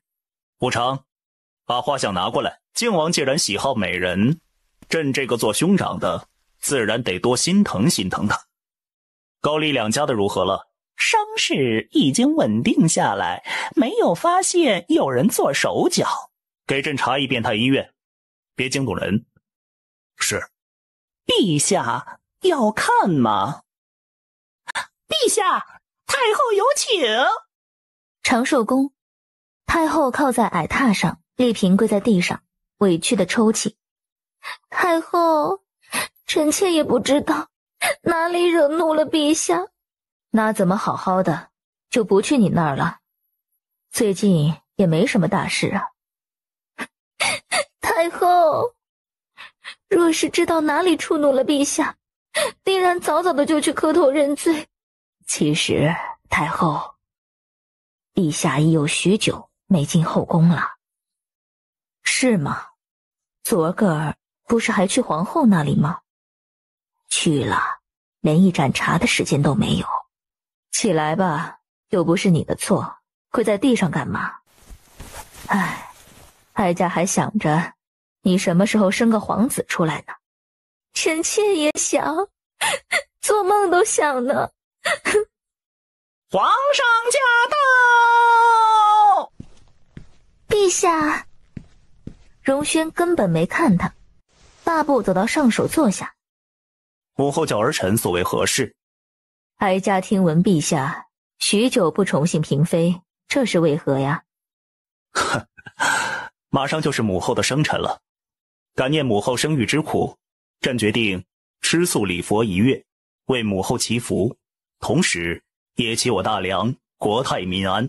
这如何使得？皇儿何苦呢？是朕为人子应该做的。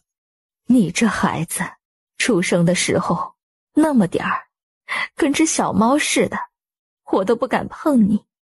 谁成想如今这么高大。是呀，谁成想。对了，皇上，秀女进宫的人选可曾定下？定下一个，顾家的。不行，陛下，那顾绵绵冲撞臣妾，不是个安分的，怎么能进宫伺候陛下呢？既然如此，皇上不若重新选个。不，朕就是瞧着他上蹿下跳的，心里舒坦。太后丽嫔面面相觑，有些不能接受。顾云腾也不能接受。是不是传错了呀？公公，再仔细看一遍，是不是走错门了？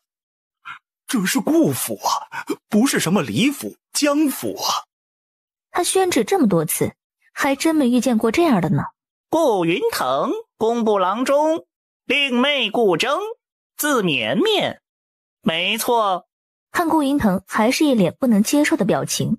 顾大人，您是不是要抗旨啊？不是，公公，我夫君他就是高兴傻了。宣旨的太监看傻子似的看着他们夫妻二人，这什么人家呀这是？顾征接旨，叩谢陛下皇恩。哥嫂子，你们做贼去了吗？绵绵呐，你不是说不可能进宫的吗？对啊，我说的，可有用吗？叫你当时别纵着他，说什么去宫里见识一下也好。现在好了，真搭进去，捞不回来了吧？我这不是寻思着，绵绵想去，就让他去呗，反正皇上也不会眼瞎看上。娘，我打听到了，那些秀女只有小姑被选进宫的，还有2个被赐婚晋王，还有几个赐婚宗室。靖王不是已经成亲了吗？对呀，晋王只有1位正妃，其他的妾室没有品级不算的吧？赐的是谁啊？江家的姑娘为侧妃，李家的姑娘为庶妃。等等，江彩月被赐婚晋王？对呀，昨天下午宣的旨。都是当妾，那肯定是皇上的妾比较舒服了。果然，舒服感是要对比的。小姑，以后你就是娘娘了，有人欺负我，你可一定要帮我。你个傻丫头，比你姑都不如，将来肯定是卖了还帮人数钱的货。那皇上下旨封的，谁敢欺负小姑啊？又不是没有品级的。等等，绵绵被封了什么来着？我也没注意呢。他赶紧看看去，正好准备东西，走到门口撞到一个少年，知道你姑的事，回来看他的。去吧，以后估计就见不着了。大侄子？他什么时候有的大侄子呀？昨天学堂就放假了，没有人去接我。那你回来干嘛？娘，我是亲生的吗？不是亲生的养着干嘛？好玩啊！常小娥急匆匆地说完，快步离开，还顺便把顾云腾叫走了。姑姑安。石锦，我看到你真高兴。如果小姑不捏我的脸，我也很高兴。小姑，宫里不似家中，不可再自由散漫，行事当严谨，说话应三思，尽量与人为善。天哪，他就说顾云腾怎么不念叨了呢？合着是传给下一任了。得知自己竟然被封为安嫔，顾绵绵简直是见鬼了。小姐，有客来访，夫人问您见不见？不想见。可是人家已经连续2天上门了。谁啊？是江家。夫人说若是可以，您还是见一见。那就见吧。江彩月低着头，恭谨柔顺地走进来，一同来的是她的母亲江田氏。姑娘，我叫女无芳，得罪了姑娘，请姑娘恕罪。夫人不必行这么大的礼。张彩月默不作声的走到她面前跪下，请姑娘给她个活路。夫人这话太严重了，我仿佛成了刽子手。唉，是我说错了话，姑娘别生气。请姑娘给我句准话，江家要付出什么代价才能换回姑娘手里的东西？可惜彩月失了一份运道，不知道她会不会狮子大开口，往日教的都忘了吗？都告诫了，不要听什么表姐的话。那丽萍，哼，丽萍跟你家有亲戚关系吗？娘，不是我说的，真的不是。其实我那姨娘生的女儿便是丽嫔，只是2家就不来往，情分生疏。塑料不，豆腐情，一碰就碎。姑娘说的对，给姑娘赔罪的，请姑娘别动怒，高抬贵手，放她一马。夫人倒是舍得，这是满意还是不满意？夫人，我可以跟江彩月单独聊一聊吗？你们小姑娘俩以后就是一家人了，多亲近亲近。娘，等等，娘，我不要跟他待在一起，他会打人的。板着脸，很不服气呀。你别过来！你说，我要是再打你一顿，你娘会不会帮你？不会。谁让你是娘娘呢？说，为什么盯着我？我之前听祖父说，陛下并不贪女色，恐怕秀女会选进宫的只有2、3个。谁让你长得漂亮，胸又大，腰又细，男人就喜欢这种。表，丽嫔说，晴天剑会批秀女八字，我八字属平，她偷偷打听了，你八字不错，我争不过你。御花园为什么故意推我？我就是一时鬼迷心窍。谁让你打扮的那么漂亮，抢了我的风头？说白了，你就是嫉妒我，有点平啊。你欺人太甚。不是你先招惹我的吗？哼，这次我就放过你，再有下一次，我就让你全家不得安宁。常小娥笑盈盈地送走母女俩。乖乖，你到底干什么了？啊，这个真好看。小姑，这可不可以给我呀？你别乱动，东西是那么好收的吗？谁知道他们背后想求什么？把东西放回去，一会儿我再送回去。好吧。嫂子，不用送回去了，这是江家的赔礼。赔礼？没吃亏吧？当然。那就好，我看看啊，什么东西能给你带进宫？啊，不要提醒他呀，门口一天是一天呀。夜色清冷，武常站在殿外，见那点火光越发的靠近。哪个宫的？回公公的话，有宁宫黄鹂奉皇后娘娘的命令来送东西。姑娘，到里面避避风，我这就去禀告陛下。多谢公公。陛下，永宁宫里的黄鹂姑娘奉娘娘的命令来送东西。这恩是什么意思？武常一边琢磨着，一边往外走。辛苦姑娘了。武常笑眯眯的叫小太监接下东西。姑娘慢走。永宁宫，本宫想吃豆腐了，你去做点来。是，奴婢遵命。永宁宫后，一方笨重的石磨在夜色下越发冷硬冰人。养心殿，陛下，时辰到了。得罪了陛下。金针在荣轩无名指上扎了一下，逼出一滴毒血。陛下，时间太久了，又是日积月累的一点一点加深毒性，去毒越往后越痛苦。能去干净吗？极难。大人，那药可要现在喝？需要。皇上，后面针灸已经没多大用，臣会配一下解毒丸子，陛下每日服用，情况会好些。最好不要再接触毒物了。毒物？是不是要按位去翻一遍长寿宫？靖王近日可曾进宫？5月17，礼部送来聘礼及嫔位册封的礼服。19下午，马车晃晃悠悠地驶过街道。绵绵，把小韩带上吧，平时也能有个说话的人。他不懂宫里的规矩，别到时候被人借故打死的好。那你怎么办？我有品级啊，我保证老老实实的苟着，绝不惹事，照顾好自己，别管我们，你好好的就行了啊。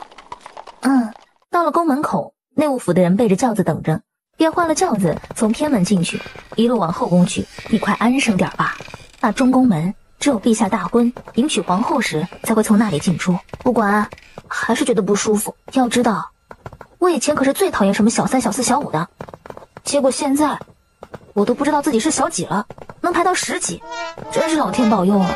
你快闭嘴吧，小姑奶奶，看看这是什么地方。绵绵啊，不管是什么身份地位，男人啊就那么回事儿，你可以不喜欢他，也不可以太喜欢他，一定要记得喜欢男人，但更要喜欢自己，别太把男人当回事儿。还有，别着急生孩子，皇上还年轻，不需要着急，听见没？不管什么时候，记得沉住气，别自乱阵脚。安嫔娘娘到栖霞宫了，把娘娘的东西先送进去。是。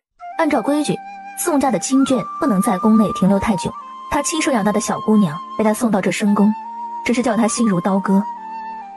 嫂子，记着没？别被人欺负啊！哎，你快回去，跟我干什么？以后这就是你家了。你在宫里好好的，我们在外面就好。鸷鸟离巢，往后该怎么飞，他也不知道。娘娘，内务府选了一些宫女太监，您看看有哪些合眼的？娘娘，奴才小桂子给您请安了。娘娘，看我看我，当个大总管那是不在话下呀。栖霞宫的总管就是你了。不过小桂子这3个字听起来一点也不霸气啊。请娘娘赐名。那就富贵吧，你选个副手就改成平安，合在一起寓意多好。那边那个，别以为你躲在后面你就看不见你，自己走出来。干什么呢？没听到娘娘的话。娘娘安。哎，我为什么要过来？为什么？这回你可彻底落在我手上了。哼，娘娘，要不您当成没看见我行吗？那怎么行？我就喜欢看你苦着脸伺候我，一副为我逼上梁山不得不从的架势。起来，站到一边去，以后再敢被人收买，我就剁了你2只手。哦，他这是被收下了吗？这一群太监宫女中，不知道有多少是别宫的探子。说吧，都是被谁收买了的？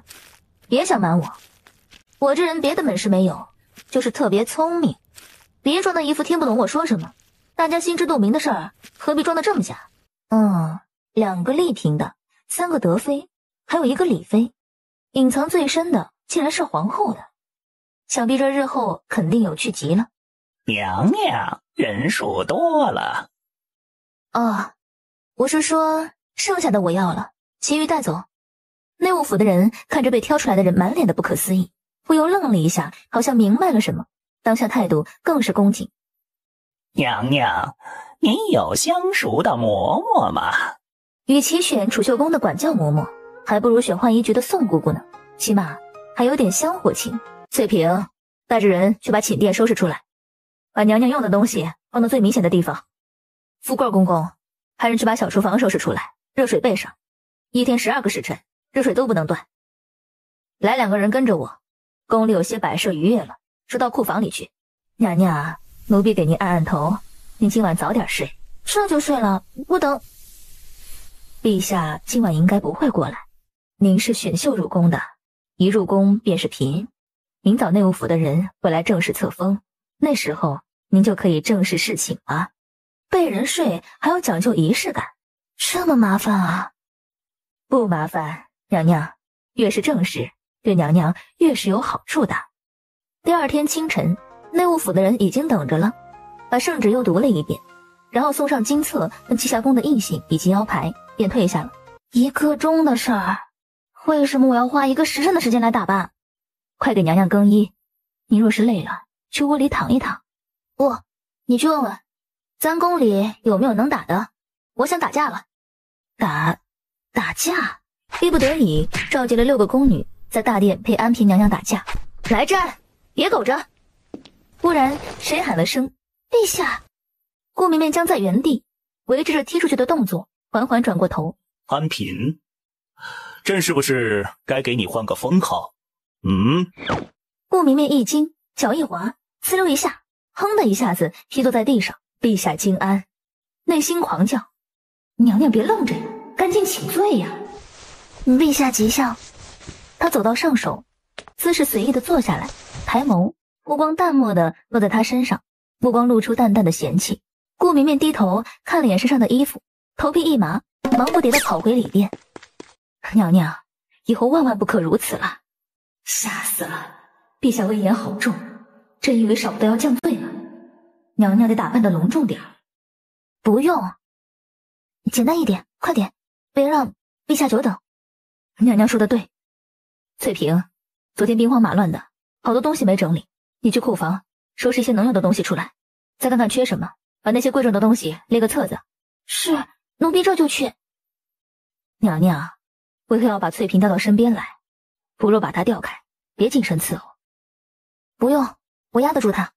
想过得好往上爬是人之常情，但若是想踩着我的头往上爬，就别怪我打断她的2条狗腿。娘娘是个有成算的。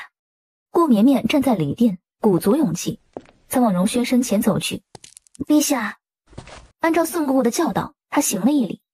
平身，过来。哼，男人，就算你长得好，身份尊贵，才没有。言不由衷，就算不还迎，也给朕憋着。不过，朕觉得你这满心不情愿的，又要装出一副心甘情愿的嘴脸，也是挺有趣的。顾绵绵险些被气炸了，又不敢惹他，蹲着又不舒服，他干脆一屁股坐在地上。眼前少女提醒着他，一切都与上一世不同。可有哪里觉得不合心意的？若是觉得不合心意，叫下面的人给你换了。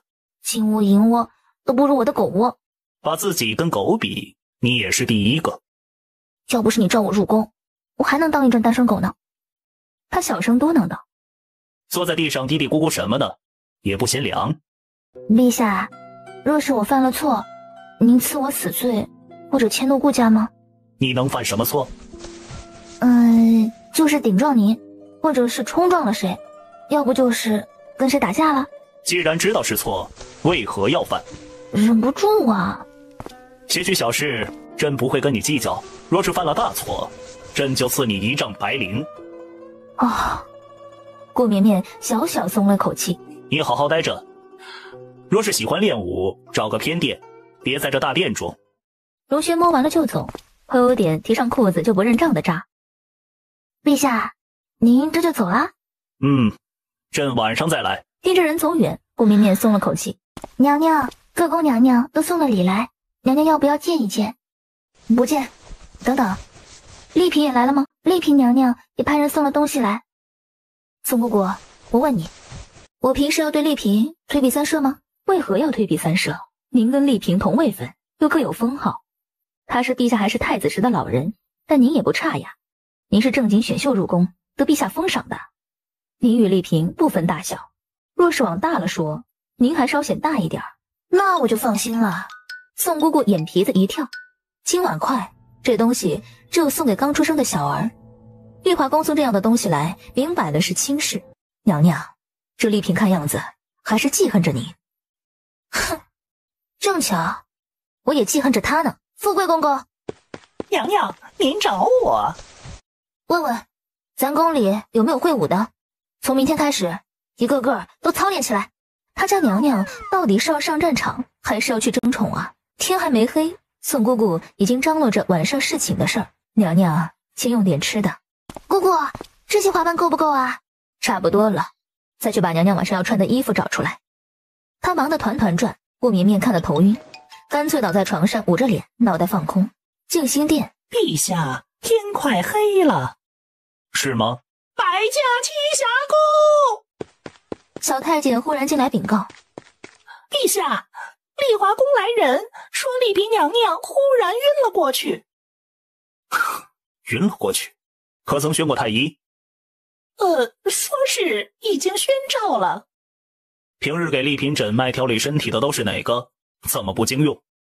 无常，上次的偏方朕瞧着挺好用的，你再去找一些治昏厥的，定要把丽嫔给朕治好了。是，奴才这就叫人去准备。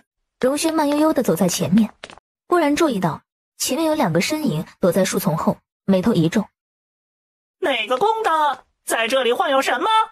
陛下，是春来宫的宫女丽妃娘娘想吃一碗珍珠翡翠白玉汤，晚膳的时候御膳房没有送来，这会儿叫人去要一碗。哪就有那么凑巧啊？荣轩若有所思，站在原地沉思片刻，刚要叫人把人带过来，却见皇上抬脚走了。娘娘，陛下一点没问过春来宫的情况吗？陛下什么也没说。只见新人笑，哪闻旧人哭啊。陛下还是太子爷的时候，1个月有2天能来我屋里。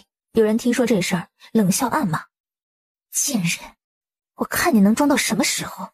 栖霞宫灯火通明，却不见人影晃动。站在那里干什么？过来。迟疑了一下，坐在他身边，坐近一点，听听这皇帝心里想什么。顾绵绵专注地听了一会儿，什么也没听到。不应该呀，他又挪了挪屁股，靠近一点，还是没听到。难不成他读心术失效了？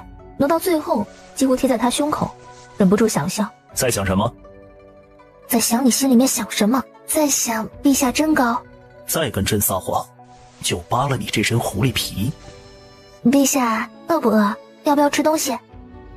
不用，朕现在想扒狐狸皮。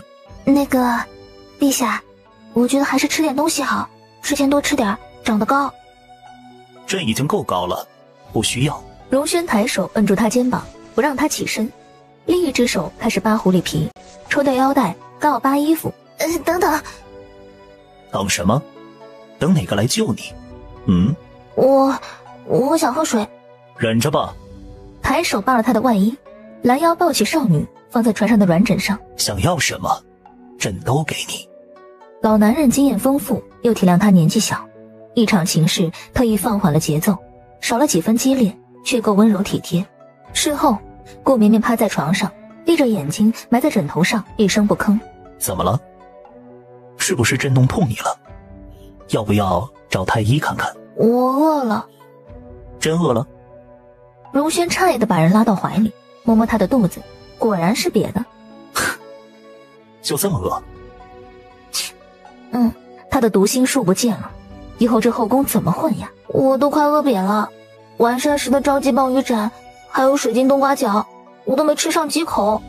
既然饿了，叫御膳房送些吃的过来。陛下，想吃什么都得去御膳房，御膳房离这里有段距离，太不方便了。他笑眯眯地凑过去，像极了狐狸盯准一只芦花鸡，准备捉来烤了吃的样子。我能不能开个小厨房啊？得寸进尺的小狐狸，荣轩闭眼躺下。说话呀，你倒是说话呀！张牙舞爪的小狐狸。外面的灯都被吹灭了，捡起外衣穿好，顾绵绵再走到里殿门口，往外叫道：“宋姑姑，娘娘，你怎么出来了？难不成陛下生气了？怎么办？娘娘第一次侍寝就触动了陛下，这可怎么办呀？早知道我白天就该跟娘娘好好说说侍寝的事儿，可我也没嫁过人，这当中的事儿也是稀里糊涂的呀，这可怎么办？要不找精通人士的嬷嬷问问？”诶，随着宋姑姑的靠近，顾绵绵又听到大段的絮叨，她的读心术又好了。可是不对呀，刚刚明明听不到啊。我没事，你就给我准备些吃的。吃的？我饿了，晚上又没吃多呀，你快去啊，多要点过来。娘娘稍等。陛下，您要不要用点？朕睡着了。睡着了还会回答问题啊？可见是睡得不深。陛下不用，我吃饱了，剩下的赏你们了。荣轩大步出来，看他吃了这么多，脸一黑。吃这么多，不怕晚上积食吗？我年轻，正在长身体，消耗大不要紧。这小狐狸，给点颜色就是要上天是不是？陛下要不要用点儿？不用，朕漱口后不用任何东西。瞥了眼顾绵绵的塌肩软腰的站姿，姿态散漫，一点根骨都没有。女子讲究真静娴淑，用膳时筷子不得碰触到碗边发出杂音。管教姑姑是怎么教你的？我就这样，嫌弃我这也不好那也不好，找我进宫干什么？陛下若是喜欢那些模子里造出来的，天下有的是，干嘛盯着我呢？发完火又知道怕了，干脆脚下一转，直接跑回寝殿。顾绵绵忐忑不安，等着对方发火。只是身边的人躺下就睡了，迷迷糊糊睡着了。等第二天起床，旁边的人已经不见了。皇上要您重新学规矩，一走一行都要符合。非得学吗？娘娘，皇上的话那叫金口玉言，您还是忍忍吧。等到初一15，您还要去给皇后娘娘请安，到时候规矩不严谨，恐怕有事端。摸了摸胸口，他不喜欢这种内衣。宫里哪个手艺好？给我做点东西。有个叫平娘的，手艺倒是不错，只是这名字不好听，您给改改，其余几个名字也改了才好。娘娘，该用早膳了，一会儿管教姑姑该来教规矩了。知道了。娘娘，内务府的送来皇上的赏赐，一溜金银首饰和各种听起来就很富贵华丽的料子。老男人，打个巴掌给个甜枣。这是规矩，初次侍寝后，皇上会按照位分赏赐。昨天读心术在荣轩身上突然失效，一旦没有读心术，他就什么也做不成。这也给他敲了警钟，还要锻炼自己的能力。先以眼睛来观察，再以读心术做结果。管教姑姑则是当日教导秀女规矩的兰心姑姑，对于顾绵绵姗姗来迟没有表示一点异议。教导规矩时面带微笑，温声细语，对顾绵绵很客气。到了晚上，荣轩看着站有站姿，坐有坐相的少女，有点样子了。多谢陛下夸赞。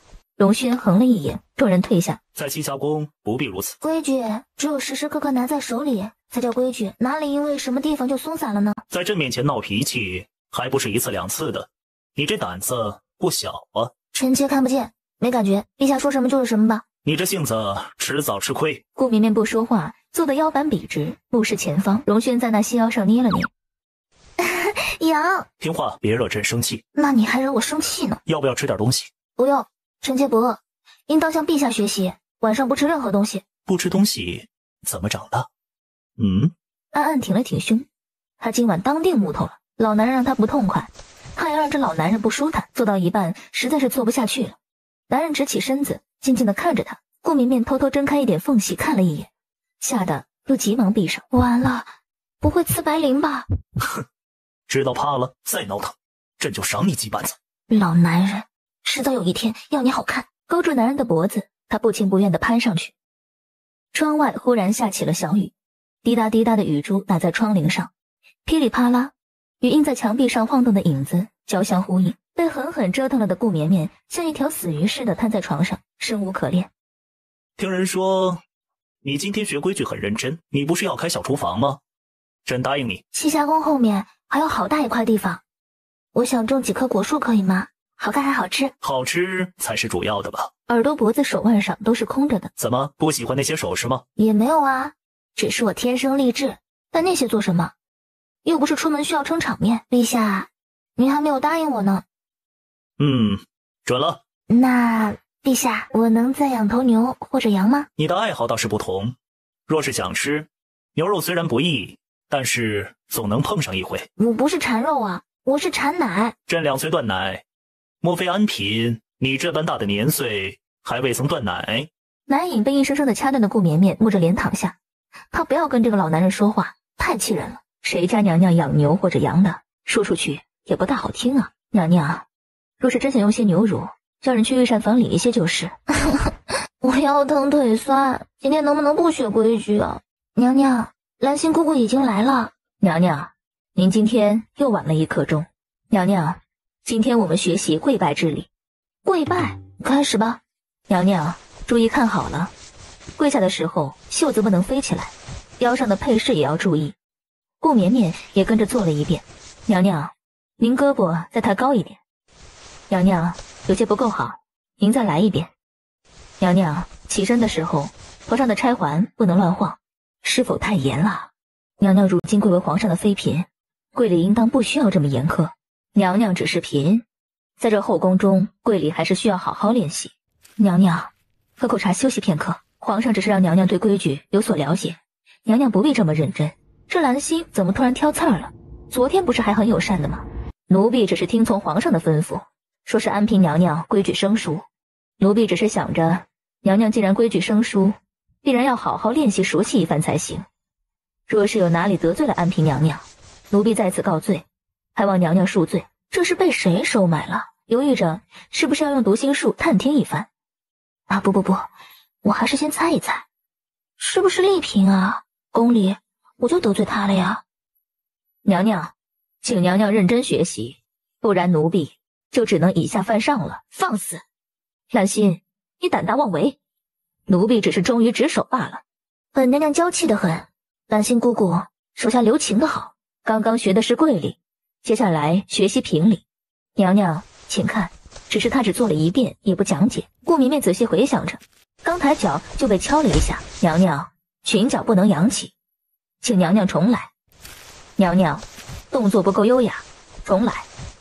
娘娘，胳膊太僵硬了，请重来。顾绵绵晃了晃，闭眼，斜斜的向旁边倒去。娘娘晕倒了，娘娘晕倒了，快来人呐！几个人七手八脚的把顾绵绵送回寝殿。皇上让你教娘娘规矩，不是让你体罚娘娘。我没有用太大的劲儿，他真的只是轻轻拍了一下。派人去静心殿跟陛下说一声，娘娘晕倒了。翠萍从里殿出来，闻言脚下一动，急急往外跑了2步，又猛然顿住，咬唇往小厨房走去。静心殿，荣轩坐在御案后，专心批改奏折。陛下，栖霞宫的安嫔娘娘晕倒了。好好的，她怎么晕倒了？陛下，说是学规矩的时候教导姑姑过于严苛，娘娘被体罚了，一时体力不支晕倒了。晕倒了？教规矩的是哪个？是储秀宫的兰心，陛下可要去瞧瞧？去。他倒要看看那小丫头闹腾什么。一行人走后不久，长寿宫就派人来了。陛下出去了吗？待陛下回来，奴才并禀告一声，嬷嬷来过。太后惦记着陛下，想着请陛下去长寿宫用心午膳，谁知陛下出去了，可知陛下去了哪里？刚刚栖霞宫来人了，武公公进去说了什么，皇上就走了。那个安嫔就是那个顾家的，哼，皇上怎么就瞧上那个了？听说这2天正学着规矩呢。安嫔娘娘虽然家世不显，可人长得那是比花娇美呢。宫里的哪一个没有一副好颜色？那选秀的秀女哪个丑呢？哀家搞不明白，皇上为何只选了这个安嫔呢？况且以色示人，哪能来得长久？您说的是这个理儿。奴婢听说安嫔娘娘身子康健，陛下才会执意选她入宫呢。若是安嫔娘娘运道好，能为陛下生下一位小皇子，那可真是好极了。太后，你也就不用老是替陛下担心了。是啊，若是有皇子皇女，哀家也就不替皇上担心了。这么说起来，哀家倒是想见见这安嫔呢。您想见还不容易啊，能见您是安嫔的福气呢。栖霞宫怎么回事？帝王的威严和生杀大权的霸气压得众人喘不过气来。皇上，奴婢冤枉，娘娘晕倒，不关奴婢的事儿啊。陛下，你快去看看娘娘吧。传太医了没有？荣轩往寝殿走去。传了，太医正在里面诊脉呢。太医院陈茂叩见陛下。娘娘只是最近有些劳累，不碍事，多休息就好了。那我可要吃药。我给娘娘开一副，娘娘喝了多休息休息。正愁没机会做手脚呢，这就来机会了。荣轩慢悠悠地走在前面，忽然注意到前面有2个身影躲在树丛后，眉头一皱。哪个宫的在这里晃悠什么？陛下，是春来宫的宫女。丽妃娘娘想吃一碗珍珠翡翠白玉汤，晚膳的时候御膳房没有送来，这会儿叫人去要一碗。哪就有那么凑巧啊？荣轩若有所思，站在原地沉思片刻，刚要叫人把人带过来，却见皇上抬脚走了。娘娘，陛下一点没问过春来宫的情况吗？陛下什么也没说。只见新人笑，哪闻旧人哭啊。陛下还是太子爷的时候，1个月有2天能来我屋里。有人听说这事儿，冷笑暗骂：贱人，我看你能装到什么时候。走。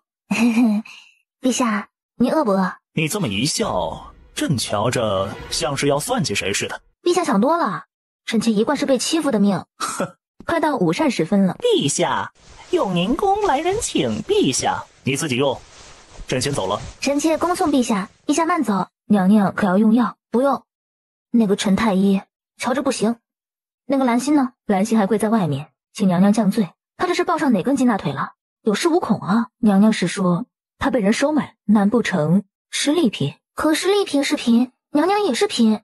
兰心姑姑干嘛要给丽嫔做事？出去看一看就知道。娘娘，你受谁指使为难我？兰心错愕，惊疑不定地瞪着她。奴婢不知道娘娘在说什么。后宫就这些主子，左右不过这些人。是丽嫔？安嫔娘娘误会了。丽嫔？哼，我怎么可能被她收买？我明明是为永宁宫中。陛下来了。你请朕来有事？皇上与臣妾是夫妻。唉，这永宁宫，陛下大概是忘了吧？偌大的宫殿在这里，朕怎么可能忘？臣妾身子弱，一贯在养病。哪个太医？看了这么久，还是这副样子。臣妾在娘胎里带的病根，陛下不用担心。皇后笑盈盈地起身，拨动香炉里的熏香，这香味道可好？臣妾昨日调制的。尚可。荣轩心不在焉地点头。陛下可是饿了？陛下请用。你叫什么名字？奴婢黄鹂。皇上，尝尝这汤如何？再来一次。他还是搞不懂皇后到底想干什么。这嗓子唱曲儿倒是合适。把那香拿走，吃饭时这香摆在一旁，闻着不舒服。陛下不喜欢就拿出去吧。天文宫里又多了位妹妹，臣妾还没见过。皇后若想见，自去叫来便是，朕又没藏着。臣妾想着，宫中既然来了新人，不如给其余人升一升位分。您瞧这如何？无功无德，朕不觉得有什么必要。他们伺候陛下，没有功劳也有苦劳呀。身为朕的嫔妃，伺候朕不是理所应当吗？莫不是有人来皇后面前诉苦？皇后一愣，有心在想说什么，可荣轩不耐烦听，起身便径自离开。出了永宁宫，荣轩才觉得松快了些。陛下，靖王来了。只见青年穿着蟒袍，头戴金冠，缓缓而来。皇兄这是去哪儿了？刚刚母后派人请皇兄去长寿宫用膳，却听说皇兄出去了，可惜了。今天那盘子的素鸡卷都进了臣弟的肚子。那素鸡卷他何时爱吃过？走吧，去静心殿喝一盏茶。臣弟还未多谢皇兄，赐给臣弟2位美人呢。皇兄朝臣可有异议？毕竟臣一个闲散王爷跟朝廷重臣结亲，总觉得有些不妥当。朕是皇帝，莫不成还顾忌一个臣子？那臣弟就谢皇兄赐婚了。臣弟最近偶然得到一幅吴道子真迹，改天请皇兄品鉴品鉴。好。荣轩安静地听着，目光落在他腰间的香囊上，这个味道总觉得有几分熟悉。皇上，景太医求见。那臣弟先行告退。陛下，昨晚高家长子病情忽然加重，有此事，于性命可有忧？救治的及时，命已经保下，只是人还未曾苏醒。臣不善内伤，还请陛下派一位内科圣手去高家。准。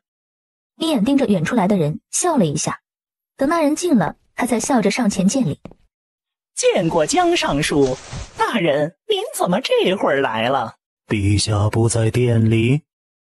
不在，坐的有些久，刚刚出去散散心了，又不肯叫人跟着。去给朕弄一碗冰酪来。陛下，是否宣哪位娘娘来伴驾？娘娘，您别看了，快走啊！心里没底，早就走慢了。那陛下有火，也不是冲着您的呀。娘娘，快走吧。见他步子快了，心下才一松。娘娘，快进去吧，陛下正等着呢。娘娘，里面有人。谁让你放进去的？你个蠢货，做事之前能不能动脑子？人呢？什么时候进去的？就前后脚的事，那人刚进去，安嫔娘娘就来了。坏了！他忙不迭地滚进去，连顾绵绵都忘了。去这么久，你是爬着去，滚着回来的吗？奴才该死！在他右前方2步远的位置，一个上半身只穿着肚兜的女人趴在地上。人呢？傻了不成？安嫔娘娘，您快进来呀！滚！压抑已久的怒火犹如火山一样爆发出来。陛下！站那里做什么？腿断了不成？陛下万安。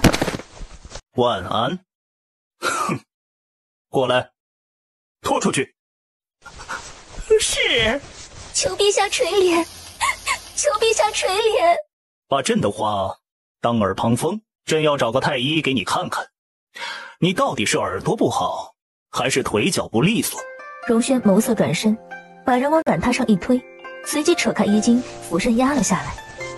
顾绵绵张嘴刚要抗议，就被封唇，只得被堵在狭小的软榻上，被荣轩打得毫无还手之力。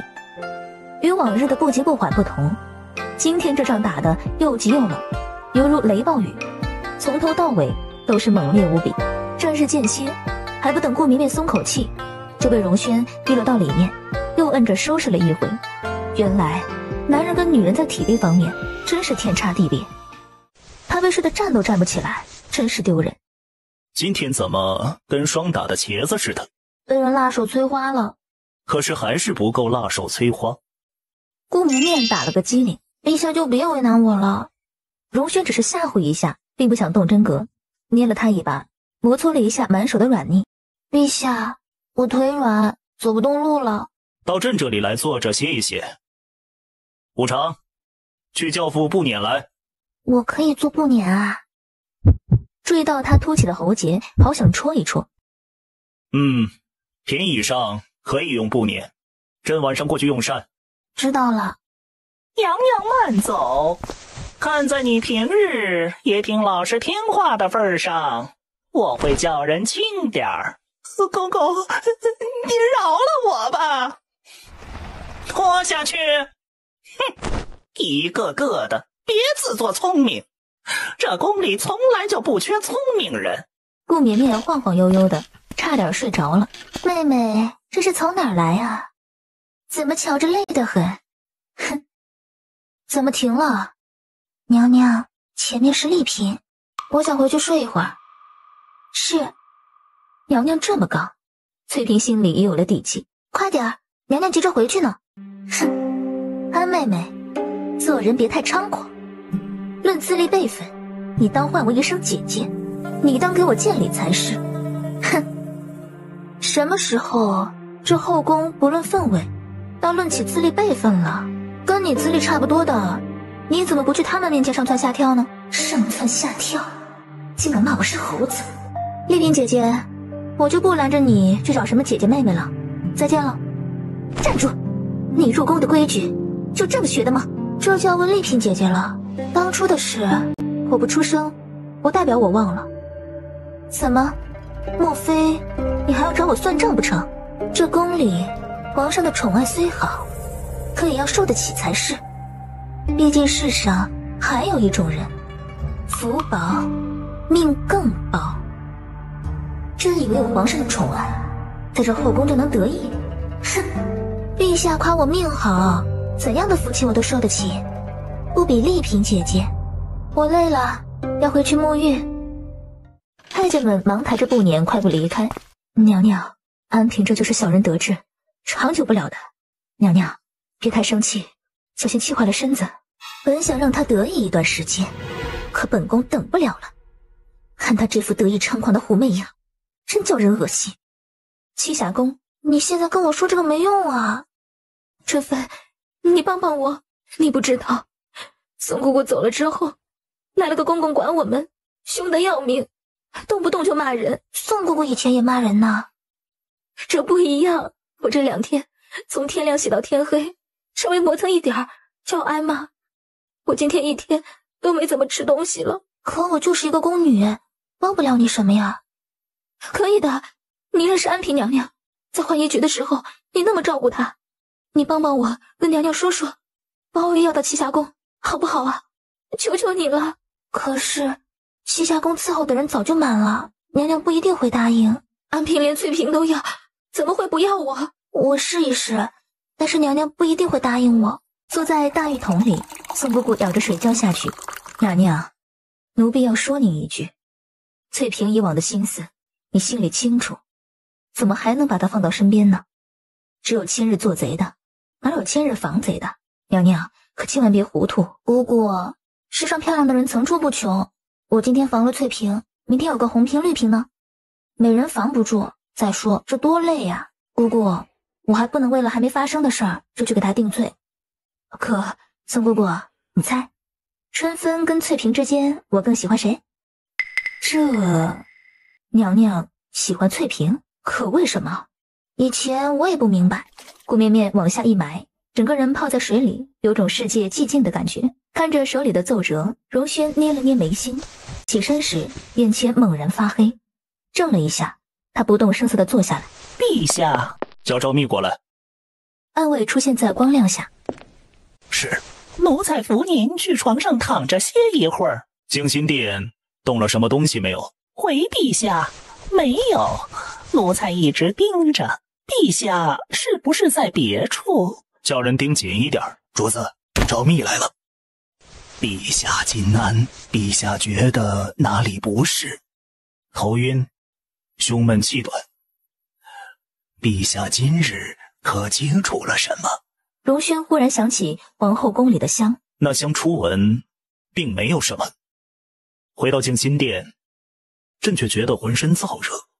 陛下应该不是那香的问题，而是那箱里的东西跟陛下最近服用的药物相冲，引得人气血躁动，原本潜藏的毒性就被引了上来。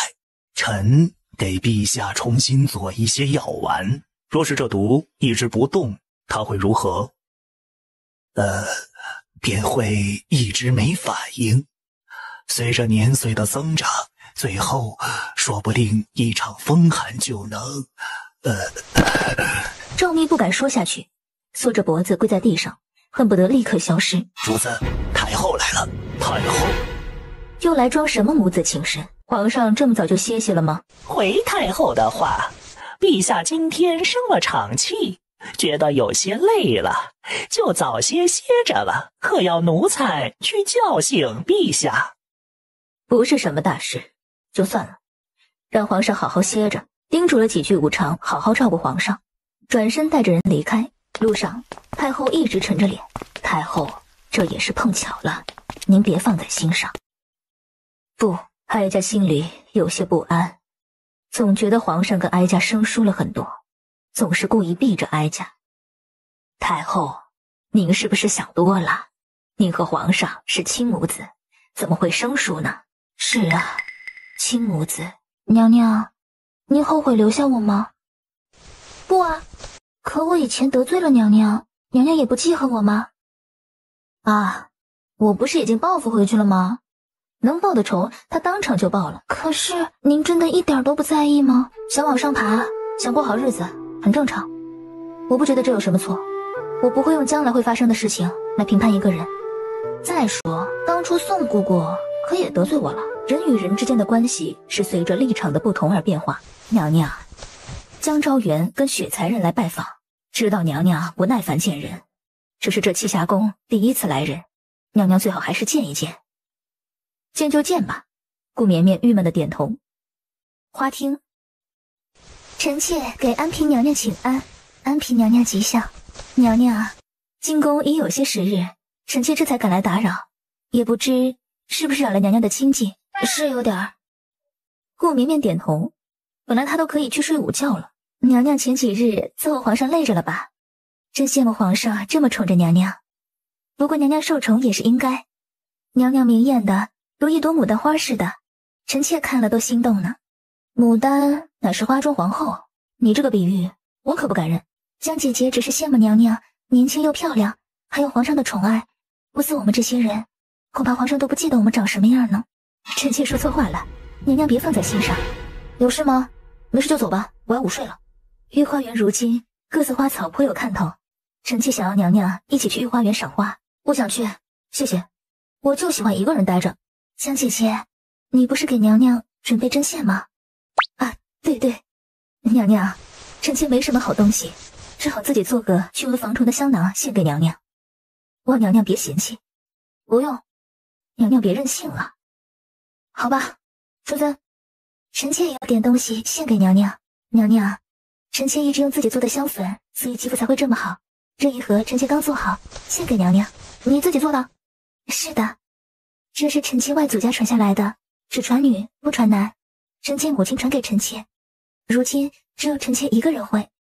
垄断呀，这要是出去开个铺子，得赚多少钱呀？那我就不客气了。娘娘瞧得上是臣妾的福气，特意给你做的，你喜欢就好，你不喜欢，那我怎么求你办事呢？你想要什么？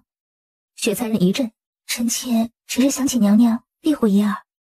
臣妾与江姐姐势力单薄，身份低微，难免被下面的人刁难。我想要你的帝王恩宠，你舍得给我吗？哼，可笑！竟然问我想要什么？我要的是帝王恩宠，入主一宫，身在后宫，忍字当头。我会慢慢谋划，等你用惯了我的香粉，自然有你求我的时候。平常都做什么？献花，跟姐妹们聚聚。你跟雪才人很要好啊？是啊，鬼才跟他要好，要不是他威胁我，谁愿意跑出来热脸贴冷屁股？那个香粉倒是好东西，不过那个女人的东西我可不敢要。本宫仔细想了想，君子不夺人所好，这东西既然这么珍贵，雪才人还是拿回去吧。哪有什么珍贵的，都是些普通的东西，不过是费了些功夫。娘娘别客气，给娘娘用了才是正当的。他怎么又不要了？怎么回事？他不要，我怎么办？陛下这么喜欢我，我用不用没什么。这么好的东西，你还是自己留着吧。况且拿人手短，吃人嘴短。江昭元的香囊也就算了，不珍贵。春分，给江昭元回个礼，有回礼就好。那香料可不好弄，有东西给我，好歹也不算太亏。没什么要求娘娘的。该死，不过是一个小丫头，怎么这么难对付？慢走不送。啊！雪才人尖叫一声，往后倒去。雪才人也太娇弱了，好好的怎么就站不稳呢？娘娘何必推我？既然不能教好为我所用，那就别怪我心狠，踩着你往上爬。哼，我推你，你有证据吗？江姐姐，你给我说句公道话，我没看清，好像江姐姐这个雪才人突然来这么一出，不是逼我选还是选安平啊？要不是你手里握的把柄，安平娘娘刚才的确动手了。雪才人这是血口喷人，我家娘娘有什么理由推你？江昭元跟你一伙的，作证无效。当然，栖霞宫的下人也跟我是一伙，作证我没推你也无效。你既然想要诬陷我推你，就请拿出证据来证明，不然，雪才人，你推我干什么？你说我在自己脸上扇一巴掌，然后说是你扇的，会不会有人相信啊？不会有人相信的。我不过是一个才人，怎么敢对一个平动手？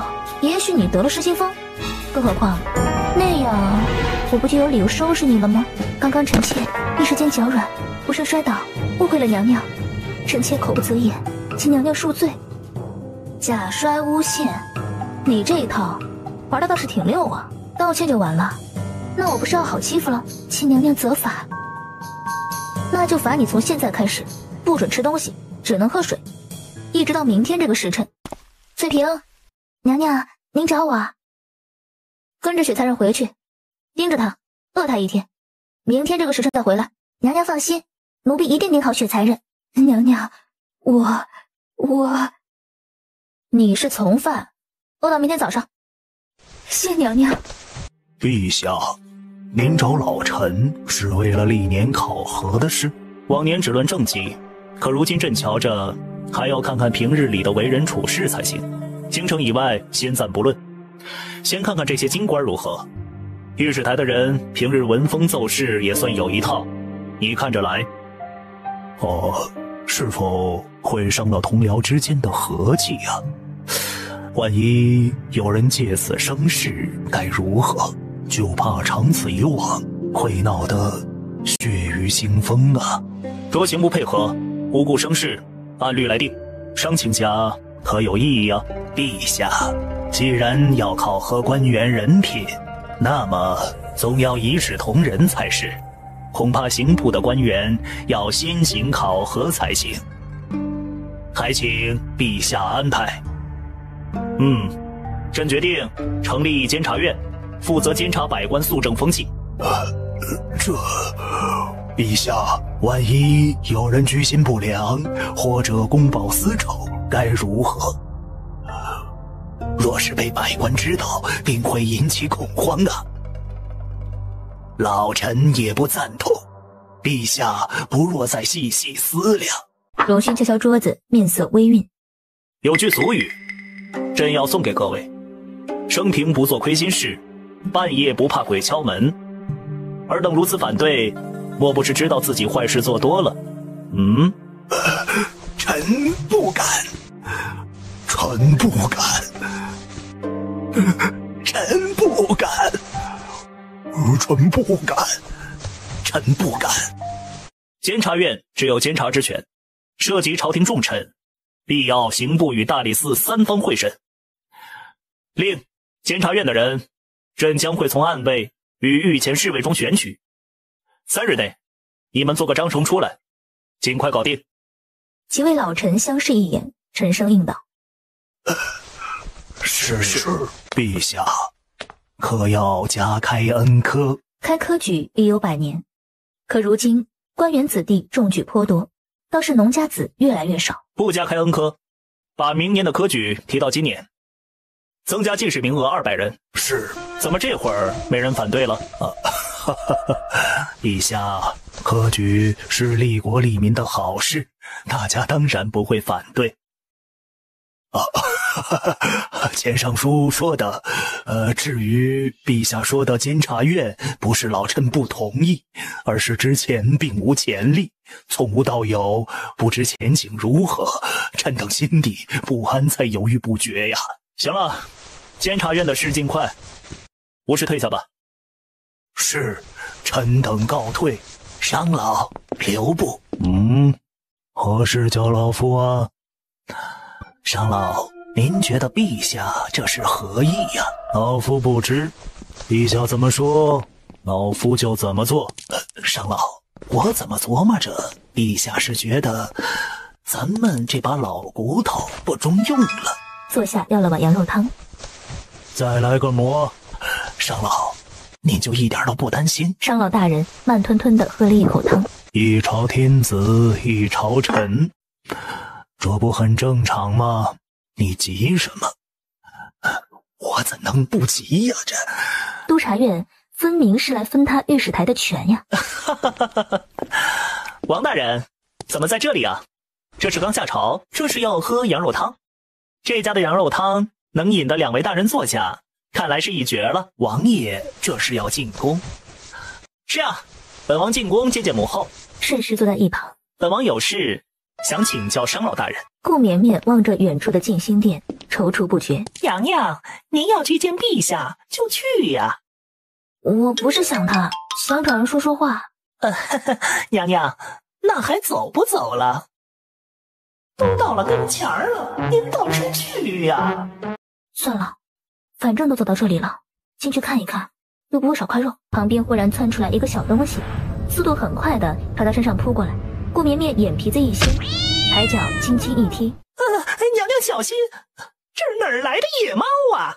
应该是人养的。宫里是养了猫吗？没听说呀。猫喵呜一声，爪子在地上扒拉一下，又朝顾绵绵扑过去。娘娘快闪开，奴才这就叫人来打死他。不用，把衣服脱给我，对着扑过来的猫当头一照。猫，拎着这只猫去问问谁养的。娘娘真是厉害，奴才这就去问问哪个宫里养的猫。行了，回去吧。这么一闹，顾绵绵也懒得去静心殿了。娘娘，这就回去？栖霞宫，你再等等好不好？你的事我还没跟娘娘说。你是不是不想帮我？你自己富贵了，就不想跟我好了是不是？没有，我就是一个小宫女，哪有那么大的脸向安嫔娘娘办事儿啊？就算要给你求恩典，也要看时机是不是？难不成我脑子一热，直接冲上去跟娘娘说，娘娘，你把春秀要过来好不好？春秀默默地看着他不说话。你想害死我吗？你说过要帮我的。我是答应过你，但现在不是时候。什么不是时候？春秀眼睛一亮，推开春芬冲了过去，跪在地上。娘娘，求你把奴婢要到栖霞宫来吧，奴婢想伺候您。春秀，你请娘娘恕罪。他忙把事情解释了一遍，先进去再说。春秀，你想求我干什么？是要我把你要到栖霞宫，还是要我收拾浣衣局的管事公公？亦或者我想办法送你出宫，给你备一份嫁妆，就算是成全了浣衣局的情分。当然，就算你来了栖霞宫，也是做粗活。奴婢想出宫嫁人，娘娘不妥。宫女年满25才可能放出去，春秀才20，还有5年，而且放宫女出宫，必须要有皇后娘娘的首肯。娘娘，求求您一定要帮我，奴婢实在是受不了了。那赵公公，他喜欢私底下折磨人，对奴婢非打即骂，您救救奴婢吧。你为什么不直接告诉我？说了，你又能帮我什么？我不知道，你只是说。我还要怎么说？我都求你了，难不成我要掀起衣服，一点一滴的告诉你他是怎么对我的吗？对不起，我真的没想到。哽咽2声后，跑到顾绵绵身前扑通跪下，求娘娘救救春秀吧，娘娘求您了。畜生，走，我去瞧瞧。他率先走了出去。娘娘，您等等奴婢啊。浣衣局，春秀那丫头呢？刚刚说是去如厕，不知道跑哪儿去了。哟，这是跑了呀！我呢，平日也够辛苦，好不容易找个乐子，怎么着？你们一个个的都跟我杀了你们亲娘老子似的！啊！说话呀，一个个装哑巴！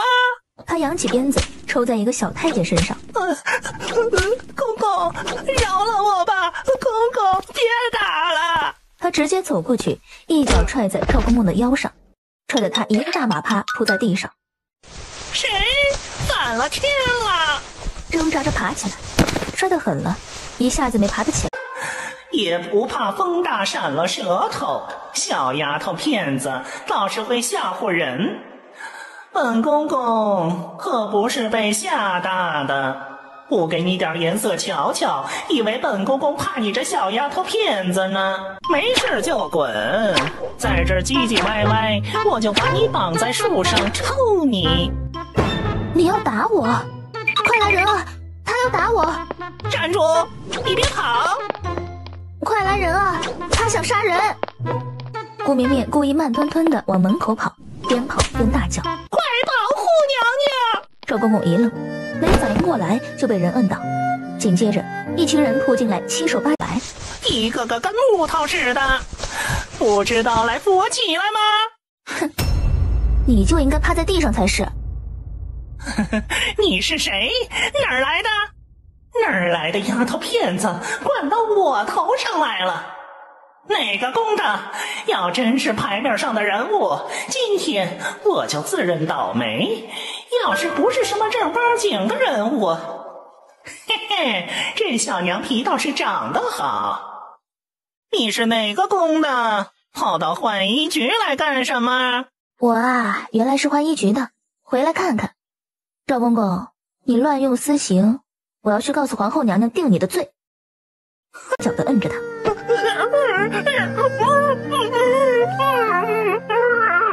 你们想干什么？放开我！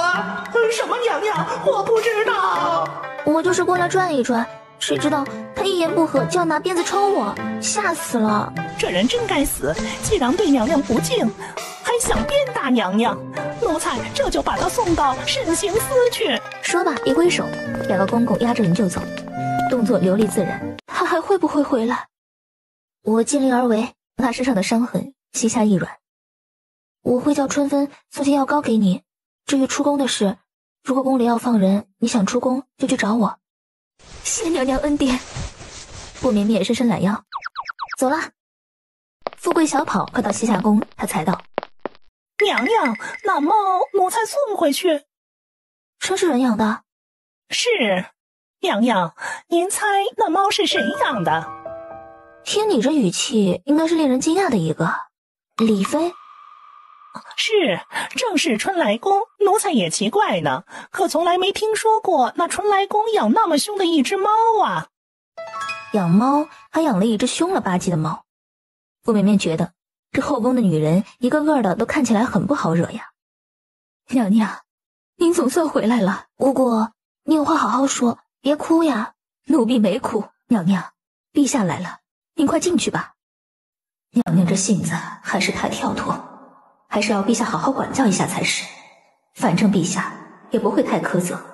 给陛下请安，请陛下稍坐，臣妾去更衣。荣轩起身淡声道：“站住！陛下有何吩咐？”朕想说，朕很吝啬不成？竟然让朕的爱妃穿破衣服，真是天下奇闻。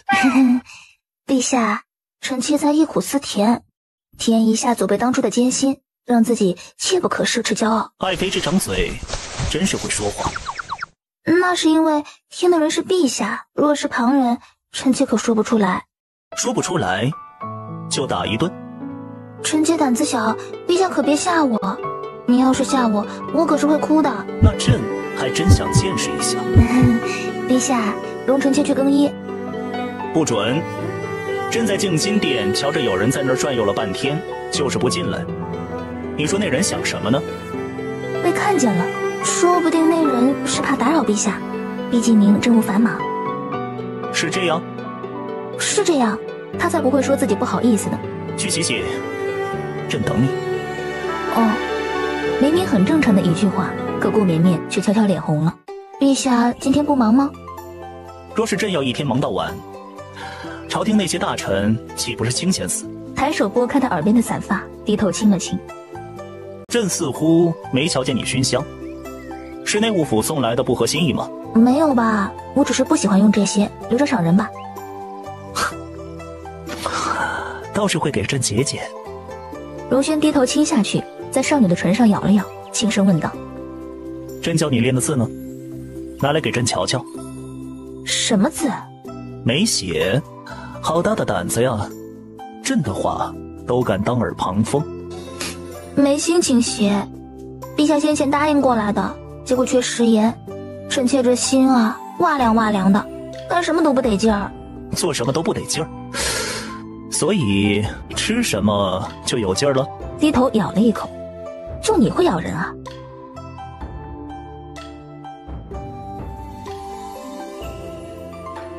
拽着荣轩的衣领，张嘴咬回去，咬下去的一瞬间就后悔了。金大腿，对不起啊，我不是故意的。你想咬朕？顾绵绵心头一跳，用力过猛。我本来是想亲的，真的用力过猛。哼，安嫔，朕脸上的牙印儿要是被人瞧见了，你可就成了妖妃了，人人得而诛之。想象一下，前朝后宫所有人都对自己喊打喊杀的，陛下，这个牙印儿明天能消吗？朕怎么会知道？啊，这个老男人可恶至极，找出一个药膏，用指头挑了一点，小心翼翼地往他嘴唇上抹。是，臣妾这就来。荣轩看着他气鼓的脸，像一只牙尖嘴利的狐狸，心下好笑。他忽然想到上一世，顾绵绵被丽嫔罚入浣衣局，没多久就撞到头，病故身亡。绵绵啊，他以为这个古板封建又霸道的男人根本不会记得他叫什么才是。陛下叫我，连自己叫什么都不记得了。你跟丽嫔如何？不怎么样，反正这宫里没有什么能瞒得住陛下的，臣妾就直说了。臣妾跟他有仇，臣妾进宫选秀时，在御花园遇到丽嫔，被人推了一把，撞在丽嫔身上。他罚我去浣衣局受罚半个月，还故意刁难我。受罚最后一天，我去给他送衣服时，他也没想放过我。皇上啊，你的女人这么恶毒，你知道吗？朕知道。陛下竟然知道？你不是说这宫里没有什么能瞒得住朕的吗？所以那天武昌宫来的那么凑巧，不是意外了？荣轩不说话，既不承认也不否认。想什么？想我有什么优点，闪闪发光，能把人眼闪瞎的那种。既然不喜欢，就离得远一点，不然被欺负了，可别到朕的面前来哭啊。陛下，你也不喜欢丽嫔吗？怎么了？男人声线虽冷，注视着他的目光却带着淡淡的暖意。臣妾饿了，咕噜咕噜，肚子应景的叫起来。罢了。他年纪小，自己算上上一世，足足大他20岁，是该多容忍些才是。半夜，窗外夜色浓厚，几缕暗淡的月光照进来，心有余而力不足的照亮窗前一小片地。顾绵绵屏住呼吸，老天保佑啊，明天这个衙役一定要消失才行。嘀嘀咕咕了好一会儿，才沉沉睡去。寂静的屋内忽然响起一声轻笑。次日清晨，荣轩目视前方，双臂展开，武常低着头给他整理腰带。顾绵绵光着脚跳下床，一头钻进荣轩怀里，瞪大眼睛盯着他的嘴唇，印子已经很轻了，不细看看不出来。顾绵绵提着的心彻底放下来。臣妾恭送陛下。说完，摇摇晃晃的又往床上爬去。荣轩拽着他的后衣领，当着朕的面就对朕这么敷衍？打着哈欠跳到荣轩身上，勾着他的脖子，对着他的脸响亮的亲了一口。陛下慢走。亲完后爬上床，闭上眼睛继续睡。今天初一，别误了时辰。顾绵绵迷迷糊糊的点了点头。娘娘，醒醒，快醒醒，千万不能误了时辰。今天这么早叫我干嘛？娘娘，起来了吗？今天是什么日子啊？娘娘，今天是初一，各宫主子都要去永宁宫给皇后娘娘请安。宁宫，雪才人、江昭元、丽嫔，那么坐在一旁安静柔顺的女子应该是李妃了。在她进来片刻后，太监通报：德妃娘娘到。给德妃娘娘请安。妹妹们免礼，这就是安嫔吧？果然是秀丽，怪不得皇上喜欢。谢娘娘赞赏，娘娘夸你，你就这般应下，真是不懂规矩。德妃娘娘夸臣妾漂亮，难道夸得不对吗？哼，那安嫔妹妹可要好好的保护这张脸，不然就什么都没有了。对，丽嫔姐姐说的对。满脸同情地看着丽嫔，你看什么？没看什么呀。顾绵绵若无其事地转开视线。贱坯子，你竟敢用这种眼神看着我，笑到最后才是赢家。就你想取代本宫的地位，做梦！臣妾给皇后娘娘请安。臣妾给皇后娘娘请安。臣妾给皇后娘娘请安。免礼。皇后扶着宫女的手臂，缓缓走过来坐下。赐座。宫里又多了位妹妹，以后大家要和睦相处，早日为皇上开枝散叶。安嫔妹妹，你要多努力才是。皇后娘娘说的是，安嫔妹妹，我们都等着你的好消息。五六双眼睛盯着自己，顾绵绵如同忙急在背。臣妾不敢专美于前，诸位姐姐还是要努力才是。努力？陛下被你缠着，我们怎么努力？丽嫔姐姐这话可真有意思。陛下喜欢谁，臣妾哪里管得到？毕竟雷霆雨露皆是君恩。是啊，雷霆雨露都是君恩，我等当谨记才是。安嫔妹妹小小年纪倒是透彻，果然涉及到利益，什么爽朗大气都是假的。皇后高高在座，垂眼品茶，对下属的交锋恍若未见。今天就到这里吧，退下吧。起身缓缓离开。妹妹多保重。勾起嘴角转身离开。想怀孕做梦，皇子的生母只能是本宫，皇后又怎么样？生不出嫡子的皇后算什么皇后？什么意思啊？顾绵绵停在原地沉思。丽嫔做了什么？雪才人低着头，若有扶风似的走到她面前。安嫔姐姐，妹妹给你赔礼了，别挡路。抬脚就走，只听啪！安嫔姐姐，你为何打我？安嫔姐姐，你饶了我吧，不要再罚我1天不准吃东西了。上次自己好像就是用的这招威胁她的吧？这是被报复了。见这边出事了，走了的几人又回来。安嫔，你怎可动手打人？不光打人，听说还罚雪才人不准吃饭。安嫔娘娘可真威风啊！今天打雪才人，明天是不是就要打我？后天是不是就要打李妃娘娘了？安嫔不会这么胆大妄为的吧？扶她起来，派个人去请示皇后娘娘。小太监跑过来，皇后娘娘已经知道发生了什么事儿，请娘娘们进去说话。安嫔，你好大的胆子，竟然对雪才人动手，简直是不把宫规放在眼里。皇后娘娘，安嫔娘娘仗着皇上的宠爱，对我责打辱骂，请皇后娘娘做主。雪才人，你脸肿得厉害，不能再哭了。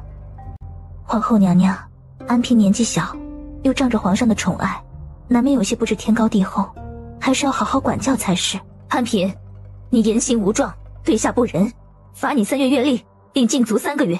皇后娘娘，就算是衙门审案，也允许被告人申辩，不知皇后娘娘这里可容臣妾申辩几句，允你分辨几句。哼，这么明显的事，安嫔难不成还能说出一朵花来？一朵花倒是说不出来，但是辩个清白倒是可以的。臣妾为了自证清白，要言行无状了，请娘娘多包涵。直接走到雪才人面前，你说这是我打的？安嫔娘娘若是想说不是，我也没办法。昔日你给我的羞辱，我一定要讨回来。不光要讨回来，我还要踩着你安嫔往上爬，得到陛下的宠爱，进一步生下皇子。到时候你是死是活，全在我一念之间。皇后娘娘，臣妾是右撇子，而这位左才人一贯也是用右手吧？这话什么意思？什么右撇子右手的？德妃娘娘一会儿就知道了。雪才人一贯是用右手吧？我确实一贯用右手，可这也不能说明安嫔你没打我。你急什么？刚刚我跟雪才人是面对面站着的，我若是用右手扇他耳光的话，应该是这样。猛地一步上前，两手对着雪才人那边完好的脸狠狠扇了一巴掌。啪！声音清脆，令人牙疼。雪才人被打懵了，呆呆地望着他，当着皇后娘娘的面：“你怎么敢打我？”你……德妃惊得目瞪口呆。安嫔，你在做什么？我在证明我打雪才人的耳光应该是什么样子的。大家请看，我是用右手的，所以如果我打雪才人，那么因为我们是面对面，所以这耳光应该是在雪才人左边脸上，拇指在上才对。那么反过来，如果我用右手打他的右脸的话呢？他冷不丁右手一巴掌扇过去，打得雪才人脸一偏，脸上的肌肉因为愤怒羞辱抖动个不停。众人眼皮子一跳，觉得脸有点疼。皇后娘娘请看，如果我用右手打他的右脸，拇指在下，因为用力的关系，拇指往外撇一点。可能德妃娘娘会问，要是用左手打呢？德妃心头一跳，忙道：我可没问。话音未落，他又听到一声熟悉的巴掌声。大家请看，如果我用左手打雪才人的右脸，那么拇指应该是在上才对。所以用排除法证明，雪才人右脸这个巴掌印都不是出自我的左右手。那么大家就要问了，雪才人脸上这个巴掌印是怎么回事呢？德妃几人脸皮一抖，不，他们不想问。啪！又是一声熟悉的巴掌声。雪才人浑浑噩噩地跪在地上，整个人似乎即将崩溃。请大家看看，这个巴掌印跟一开始雪才人脸上那个是不是一样的？是一样。转身落荒而逃。德妃娘娘请看。德妃眼皮子一跳，是一样。皇后娘娘请看，是一样。可你也不必下如此重的手。皇后娘娘，臣妾是自证清白啊，他说是臣妾打的，臣妾只好举例证明啊。你倒是能言善辩。那安嫔觉得该如何惩戒雪才人？娘娘做主就是，臣妾听娘娘的。他多乖巧呀！你是苦主，自然按照你的意愿来。那就算了吧，毕竟臣妾刚刚自证清白的时候下手有点重，就当罚过了吧。皇后点点头，没说什么，起身缓缓离开。安嫔妹妹这性子真是火爆，后宫姐妹还是应当以和为贵。主仆两个人特意避着人，挑着偏静的小路走。站住！恨我呀？哼，好好的一张脸，真是可惜了。那要多谢安嫔娘娘的恩赐，雪才人自重一点，下一次再撞到我手上，就不是几个巴掌就能算的。娘娘的恩赐，臣妾铭记于心，必不敢忘。那就好，以后好好做人，别搞这些阴谋诡计，让人看了恶心。顾绵绵轻蔑扫了他一眼，转身离开，留下被气得半死的雪才人。娘娘，你怎么就这么轻易饶了他？应该再多打几巴掌，看他以后还敢不敢再找事。打他我手不疼吗？他犯贱，我可不犯贱。娘娘，以后这种事让奴婢来，奴婢一定打得又响又疼。娘娘也太刚强了，万一雪才人去跟陛下跟前告状怎么办？若是陛下相信他，又对他心生怜惜，为此责罚娘娘，娘娘应该如何自处啊？娘娘，不好了！奴才听说雪才人去御书房。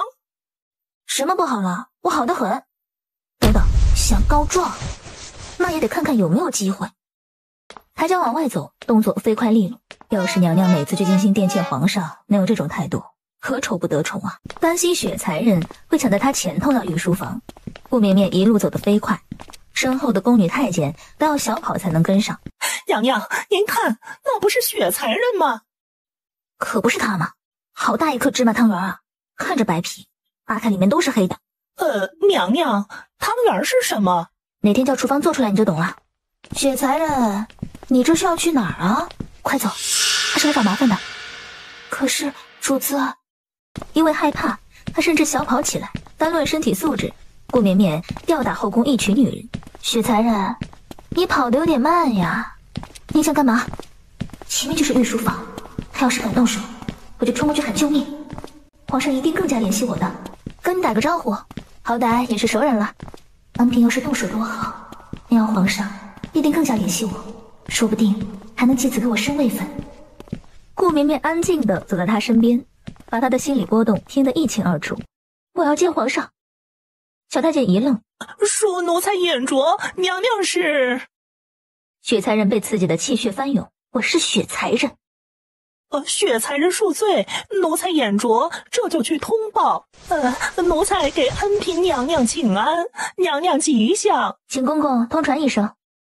奴才这就去，请娘娘稍后。片刻后，奴才给安嫔娘娘请安，给雪才人请安。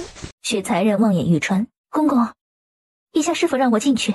要是老男人今天偏向雪才人，他正好有理由闹起来。雪才人，陛下并未让您进去。早上永宁宫发生的事儿，陛下已经知道了。那皇上怎么说？陛下说，雪才人挑衅在先，安嫔教训并无过错，宫中自有宫规。念在雪才人已经受过罚，就禁足1月。怎么可能？武昌摇摇头，还不赶紧扶着你家主子走，忙扶着雪才人离开。陛下若是没有别的吩咐，我就先回去了。安嫔娘娘且慢，陛下召见。安嫔娘娘，德妃娘娘在里面。多谢公公提点。娘娘客气。陛下，安嫔娘娘来了。臣妾给皇上抄写了一卷佛经，你在佛前供奉了月鱼，希望皇上能喜欢。放着吧。陛下金安，德妃娘娘吉祥。起来吧。安嫔妹妹来了，我正与陛下说呢。今日在永宁宫中，妹妹掌过雪才人的事呢。虽然雪才人有错，可安嫔妹妹下手也太过狠毒，陛下可不知道。安嫔妹妹自证清白后，雪才人那张脸也……陛下，给雪才人派位太医过去吧。陛下，给雪才人派位太医过去吧。还是当以和为贵。安嫔也太小心眼了，说清楚就可以了，用不着下狠手。娘娘好宽的心胸啊，只盼以后若是哪位以下犯上诬陷娘娘，希望德妃娘娘也能如此宽厚不计较。陛下，安嫔妹妹到底是年纪小，想当年在东宫，臣妾与各位姐妹们虽有摩擦，却也不曾闹得这么难看。对啊，所以说是当年嘛。故意走到荣轩右手边，对德妃挑衅一笑。陛下，臣妾心里委屈。你哪里委屈了？我哪里都委屈，明明是他先诬陷我的，为什么德妃要说是我的不是？怎么，他挨了几巴掌就能抵消他心术不正诬陷我的事吗？做错了就是做错了，怎么能因为他可怜就高高举起轻轻放下呢？安嫔妹妹，雪才人做错了，自有皇后娘娘按照宫规处置，你不必亲自动手，好歹也是一宫之主，总是要讲究一些。安嫔，你这脾气还是要克制一二才是啊。若不是你最近得宠，真以为皇后会这么简单放过你？蠢货，就算被禁足又怎样？先示弱，再赢得陛下的怜惜疼宠。就算你给了雪才人一个教训又怎么样？有皇后在，这后宫什么宠爱都是虚的，唯有子嗣才是护身符。唉，我倒是想讲究些，只是雪才人诬陷我的时候，也没见着有人给我说句好话呀。皇后娘娘罚我的时候，也没人仗义直言啊。现在都知道我脾气不好，想必也没人来欺负我了。都是臣妾的不是，臣妾说够了吗？御书房是争论这些事的地方吗？都给朕出去！臣妾失言，请陛下恕罪。臣妾告退。臣妾告退。外面站着去。两人不约而同地走到外殿。武长公公小心翼翼地走出来。两位主子怎么当着皇上的面争论起来？皇上今儿个心情本来就不好。是本宫的不是。本宫当着皇上的面教导安嫔妹妹，皇上难免心疼。顾明面垂眸，对他话里的讥讽恍若未闻。德妃娘娘先回去吧。哼，怪不得德妃不得宠呢。公公，皇上不是叫本宫站着的吗？本宫若是离开，岂不是……德妃娘娘多虑了，皇上不是冲您发火。德妃不甘愿地离开。陛下，好好说话。陛下，这语气硬得跟砖头似的。你很得意？什么？在永宁宫当着皇后和众嫔妃的面打了雪才人几个耳光，还安然无事，你是不是很得意啊？难道不该得意吗？臣妾没错。嘴倒是硬，朕说你错了，你就是错了。我没错，是他一再招惹我。若不是他犯贱诬陷我，我也不会借机打他。我又不是手贱。放肆！来人！陛下，带安嫔去慎刑司看看。顾绵绵站在原地，低头咬牙，鼻子泛酸，眼眶发红。哎呀，娘娘，您跟陛下认个错就好了嘛，干嘛跟陛下顶着呢？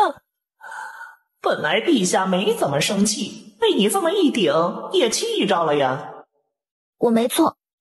该死的老男人，老古板老封建，他以后绝对不会再理他。慎刑司，里面可能有些血腥，娘娘小心呐。慎刑司的牢房大部分时候都是不满的，因为进慎刑司的大部分熬不过去，就算熬过去了，身子也坏了，活不了多久。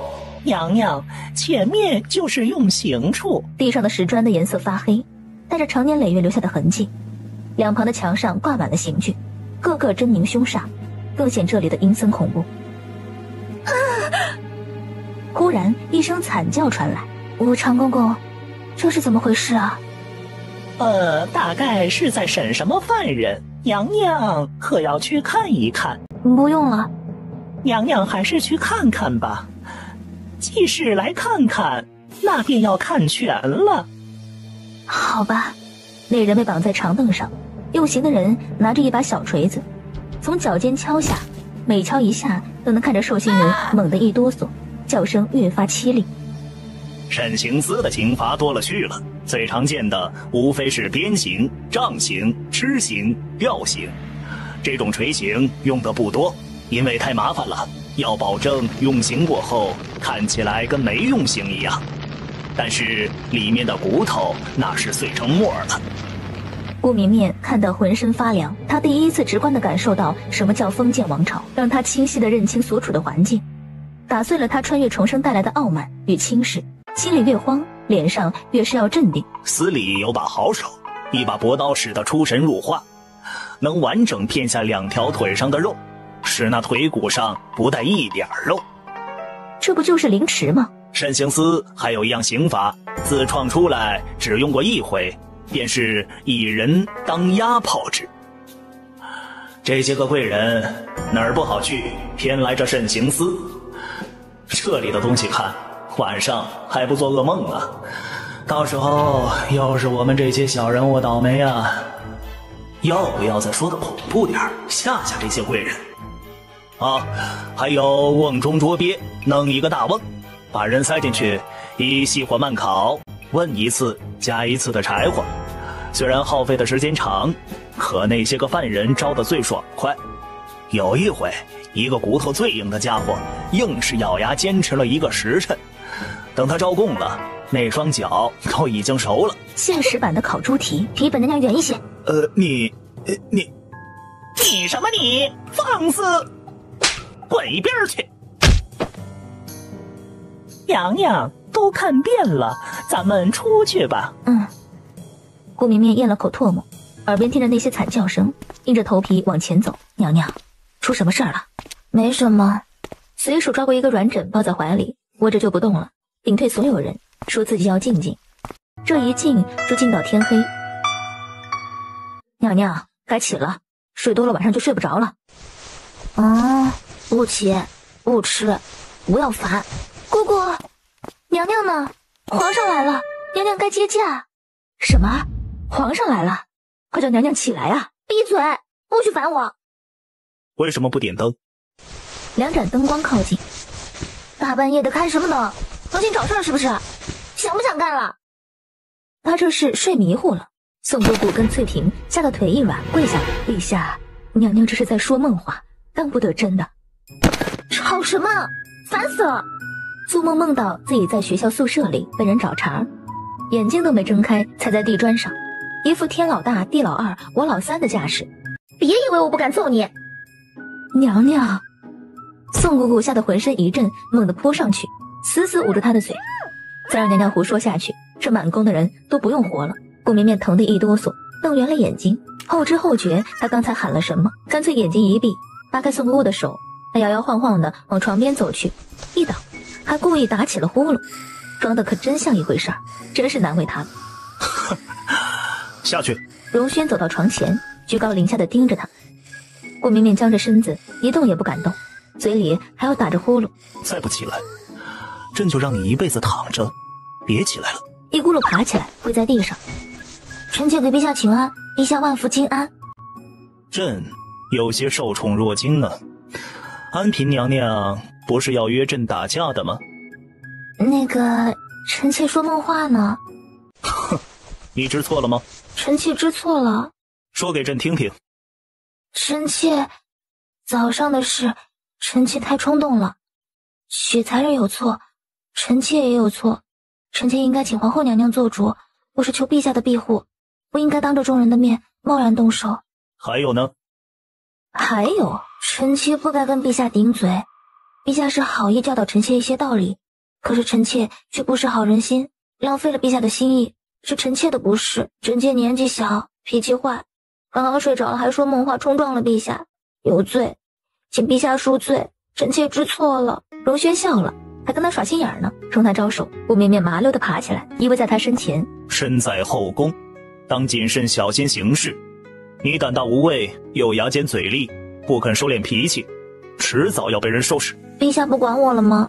朕是能护着你，可身在后宫，不是每回朕都赶得上来护着你的。譬如皇后，朕要给1分面子；譬如太后，朕要给3分面子。后宫争斗历来是兵不血刃，两军交战，攻心为上。看来你也不是一点脑子都没有啊。我懂了。你懂什么了？没什么。太医院那边说，昨天来请平安脉的时候，你把人打发走了，为什么？那个太医贼眉鼠眼的，我看着心里不舒服。你这张嘴啊，吃什么了？借口张口就来，也算是一项本事啊。吃了什么？陛下尝尝不就知道了吗？陛下说要护着我，我好高兴啊。哼，朕何时说过？安嫔，你可别让朕失望。那陛下得先告诉我，做什么会让你失望啊？我一定坚决不做。明天，朕换个太医来给你瞧瞧。不要，好好的我又没病，看什么大夫啊？起身的时候，突然在软榻的垫子上摸到一块凸起，不知道哪来的一个绿色荷包。清平安脉而已。就这几天，靖王第1个孩子该出生了吧？那陛下找个好的。自然。顾绵绵重新学起了规矩，顺便把他知道宫里主子的情况一一告知。所以德妃是被封妃后才开始礼服的吗？德妃娘娘在东宫时并没有这些传言，可能那时候也不方便。至于皇后，宋姑姑示意翠屏去门外守着后，才小声道：“娘娘可知，雪才人原来是皇后娘娘的人。据说在东宫时，雪才人原先是还是太子妃的皇后身前的大宫女，被宠幸后，当时的陛下也没有封赏，只是被迁到了旁处。如今的才人封号，还是陛下登基时顺手封的。可是，那这宫里就一直无人怀孕吗？”他越想越奇怪，私底下奴婢不清楚，但是明面上也只有当年东宫的罗宝玲。当时先皇病重，宫中有些乱，她把肚子捂得严严实实，可偏偏说出自己怀孕了就流产了，前后算起来，她还不过刚坐稳就没了。是不是有人暗中下黑手？查过，最奇怪的就在这里，好像谁都沾点儿，又好像谁都没沾手。那罗宝玲呢？可是上次在皇后的永宁宫并没有见到呀，人早就没了。皇上前脚登基，她后脚就没了孩子。她本就因为小产体弱，没养好还是怎么的，册封后没几日就去了。顾绵绵听得心头发麻，半晌后她才轻声问道：“宋姑姑，这里头真的没人沾手吗？”要奴婢说，这里头水深着呢。会不会是雪才人？跟皇后有没有关系？那时陛下刚登基，皇后娘娘不会在那个时候动手，太引人注目了。至于雪才人，也卑微言轻，没那个能力。那是谁？这是罗昭仪自己体弱，没保住孩子。可是他总觉得这里头又不对。今日早朝，靖王被人参了。启禀陛下，据臣查明，宋晋仗着妹妹得靖王宠爱，抢占良田，并私下参与赌庄，行事嚣张跋扈，据臣所查，宋进私放印子钱，如今数额已多达数十万两。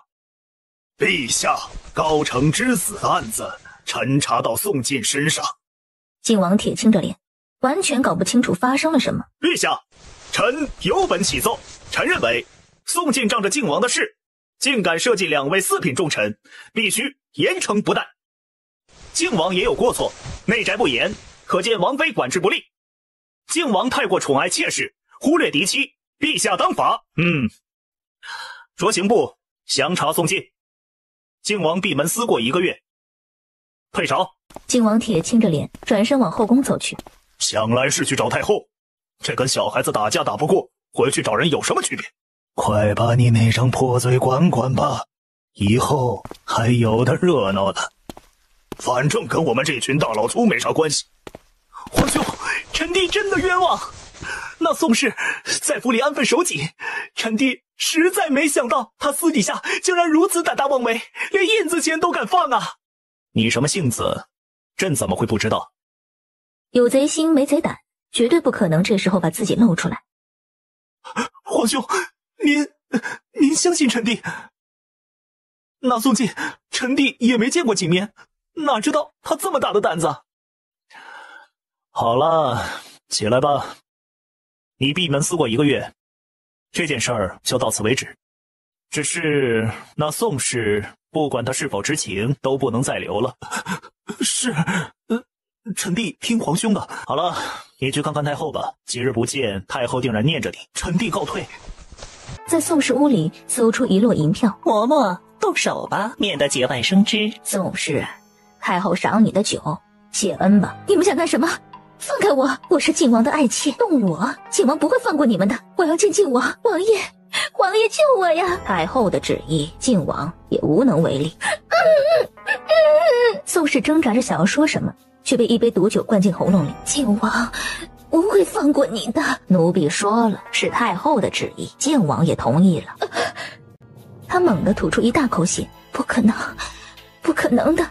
我有了靖王的骨肉，王爷不会这么对我的。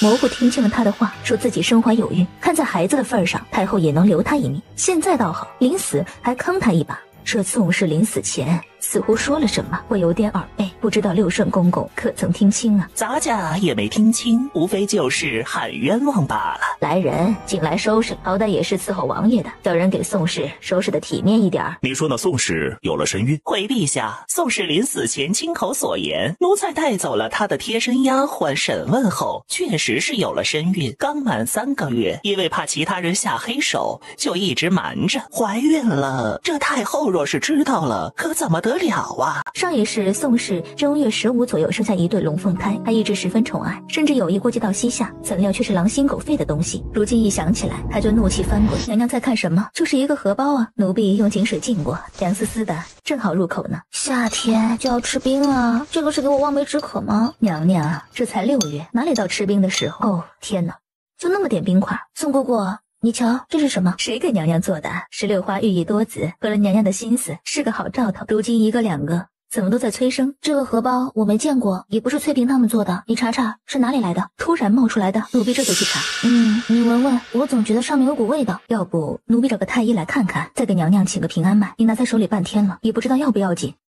无妨，这东西如果真的有害，不过是想走长年累月的路子，就这么半天，能有什么用啊？我在软榻上找到的。姑姑好好查查吧。是，能进寝殿的，有机会放东西的，无非就那么几个，简直是胡说八道。什么倒卖官爵、谋财害命，都是无稽之谈。皇上呢？皇上在哪儿？叫他来见我。太后娘娘，您息怒，皇上还在御书房商议政事，叫他立刻来见哀家。陛下，广平侯私下倒卖官爵，把持户籍地方财政，简直是目无法纪，不可轻饶。陛下，臣附议，这只是冰山一角，还没往下查，应当立刻打入天牢严审。广平侯私改良田，逼良为奴啊！昨日府尹递到刑部一份折子，有人越级上告，涉及广平侯，其中牵扯到3条人命，臣正准备来询问陛下，此事该如何处置？呈上来。跟折子一同呈上来的还有状纸，他一目十行。打入天牢，福尹把案件交到刑部、督察院、大理寺一同会审。督察院设1正2副，从刑部挑几个人出来。至于验证，就5成兵马司的傅明宇了。众人相视，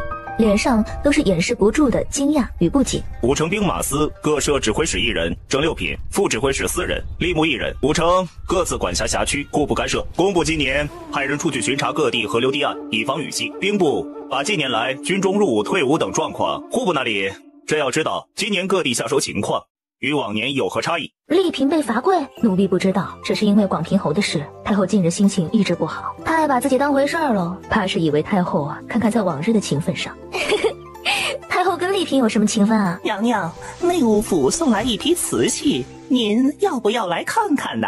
小桂子，内务府怎么想起来送这么一套茶具？回娘娘的话，是太后着人烧制的，先前内务府早就烧制好了，因为有事一直搁置了。据说好像一开始是准备赏给丽嫔的，可是丽嫔今日触怒了太后，太后便随手赏给了娘娘。这可是太后的恩宠，娘娘得找个日子去谢恩才是。宋姑姑，太后一直喜欢这种颜色艳丽的瓷器吗？这奴婢倒是不太清楚。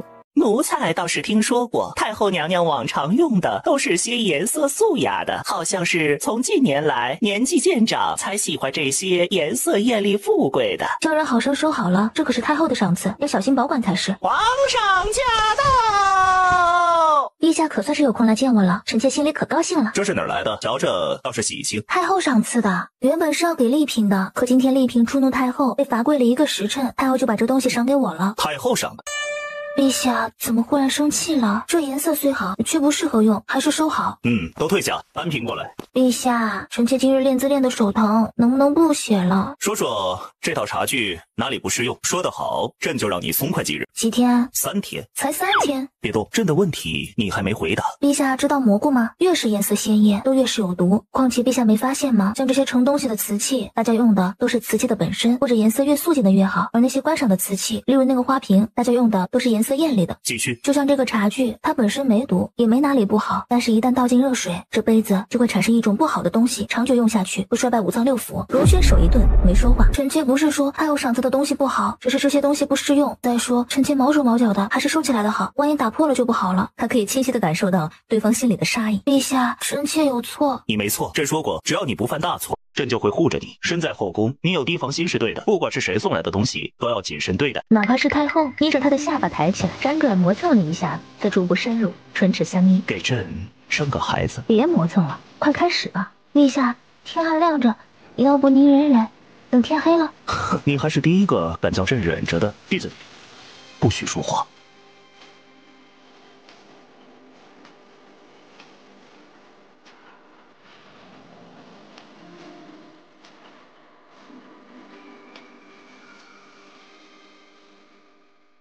陛下要水吗？不要，不准要水。说了，朕会护着你。能少些麻烦，肯定是少些麻烦，对不对？那里有什么值得你去看？没有什么呀，本来我是想顺其自然的，谁让老男人要子心切呢，还专门盯着他一个人。顾绵绵来了个倒立。你这是在做什么？谁在外面？一炷香后叫我。奴婢明白了。一会儿早点传膳，我饿了。是，陛下，能别闹了吗？我在做正事。你告诉朕，朕就不打扰你。据说这样怀孕的机会大一些。荣轩静静地看着他，片刻后挽起袖子，倒立在他身旁。别告诉别人啊。当然，朕还不想被人笑。那个红釉彩色的茶具用多了，会导致流产、胎儿畸形。什么是畸形？就是发育不完全啊，就是比正常的胎儿不一样，多了点什么东西，或者少了点什么东西。朕知道了。他闭眼，把满眼的杀意藏住。娘娘，时辰到了。陛下，您还能动吗？能不能来扶我一下？这就出息。来人，把屋里收拾了。是。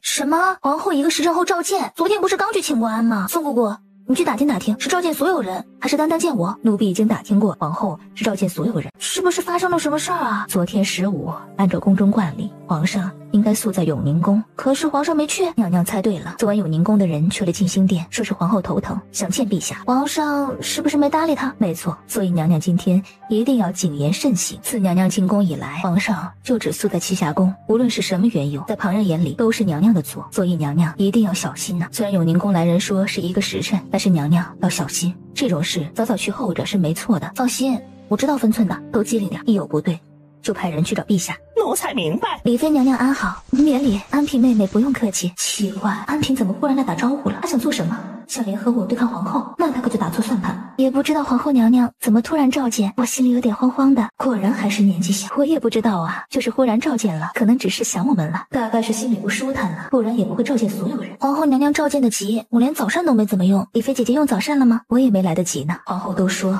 半个时辰后要召见，况且要换衣服要梳妆，赶得这么急，哪里来得及吃？只喝了一碗燕窝粥。半个时辰是谁在整她？妹妹给姐姐请安。妹妹客气，给德妃娘娘请安。妹妹多礼了，快起来。安嫔竟然来了，倒是挺聪明。见过德妃姐姐。妹妹这裙子倒是挺衬人的。德妃姐姐是在夸我吗？我倒要看你能蹦跶几时。就算你妖艳的跟妖精似的，也得勾得着人才行。臣妾给皇后娘娘请安。免礼，诸位妹妹请坐。本不想劳烦各位妹妹来和本宫，身子不济，本宫一向体弱，近来又染了头痛，处理公务不免有些力不从心，所以想找几位妹妹帮忙，把皇后的病情问得琐碎又仔细，还是要再找个妹妹给你分担一二。安嫔，皇后娘娘，你得皇上宠爱，迟早要担当大任，现在先练练手吧。皇后娘娘，臣妾年纪小，资历也短，不敢担此大任。李妃性子弱，又不爱出门，立不起来。丽嫔她本来就揽着一点公务，本宫也不好再给她。剩下的人中，就只有安嫔妹妹，你能担大任。妹妹不要推辞了，臣妾年纪小，这些事也不懂，娘娘别为难我了。你真的不愿意吗？娘娘看重你，安嫔妹妹，快别倔了。是啊，安嫔，这可是皇后娘娘在抬举你，你这样莫不是以退为进？当然不是，我年纪小，好多东西都不懂，就连宫里的规矩也学得粗浅，怎么能帮皇后娘娘处理公务呢？皇后脸色变淡了，随意的说了几句，便打发众人离开。安嫔留下，本宫有话说。安嫔妹妹，你入宫也有些日子了。臣妾5月19入宫，如今也快满1个月了。这个留给你玩吧。臣妾谢皇后娘娘赏赐。身在后宫，为皇家开枝散叶是你的职责，你要多多努力呀。娘娘，我才进宫，这个还是要多看姐姐们的，我还小呢。17不小了。其实臣妾还没过生日，今年才16。这些日子皇上来后宫，必是去你的栖霞宫。安嫔，身在皇家，您应当劝皇上雨露均沾。臣妾只是一个嫔啊，这种话哪是臣妾可以说的？怎么不可以说？皇上宠你，你也要为皇上多多考虑才是，万不可恃宠而骄，还是贤良一二，多劝劝皇上。这不是臣妾可以说的话呀，臣妾不敢呀，这哪里是臣妾可以管的？臣妾只是一个嫔，皇上也不会听我的，还是应该皇后娘娘去说才是。行了，你退下吧。臣妾告退。娘娘回来了，内务府不是送来一个厨子吗？中午我要吃排骨，多做点，随便怎么做。叫富贵打听一下，今天永宁宫来栖霞宫传话的是谁？奴婢这就叫人去查查。娘娘，您的排骨，这排骨好吃吗？奴婢不知道，你闻闻味道香不香？奴婢闻着很香。娘娘是不是发现了？老天保佑，老天保佑。娘娘，春风是不是有什么不对呀？有点问题，这排骨估计被放了东西，拿去倒了吧。真是可恶，真是胆大，竟然把手脚都到膳食里来。要不要奴婢叫慎刑司的人来，都到慎刑司手里，不怕他什么都不说。不急，他先放着。奸细嘛，在明面上叫什么奸细啊？去把那个厨子叫来，我问点事儿。是。娘娘，奴才打听到了。娘娘，您还记得您那次去静心殿遇到的企图攀附皇上的那个宫女儿吗？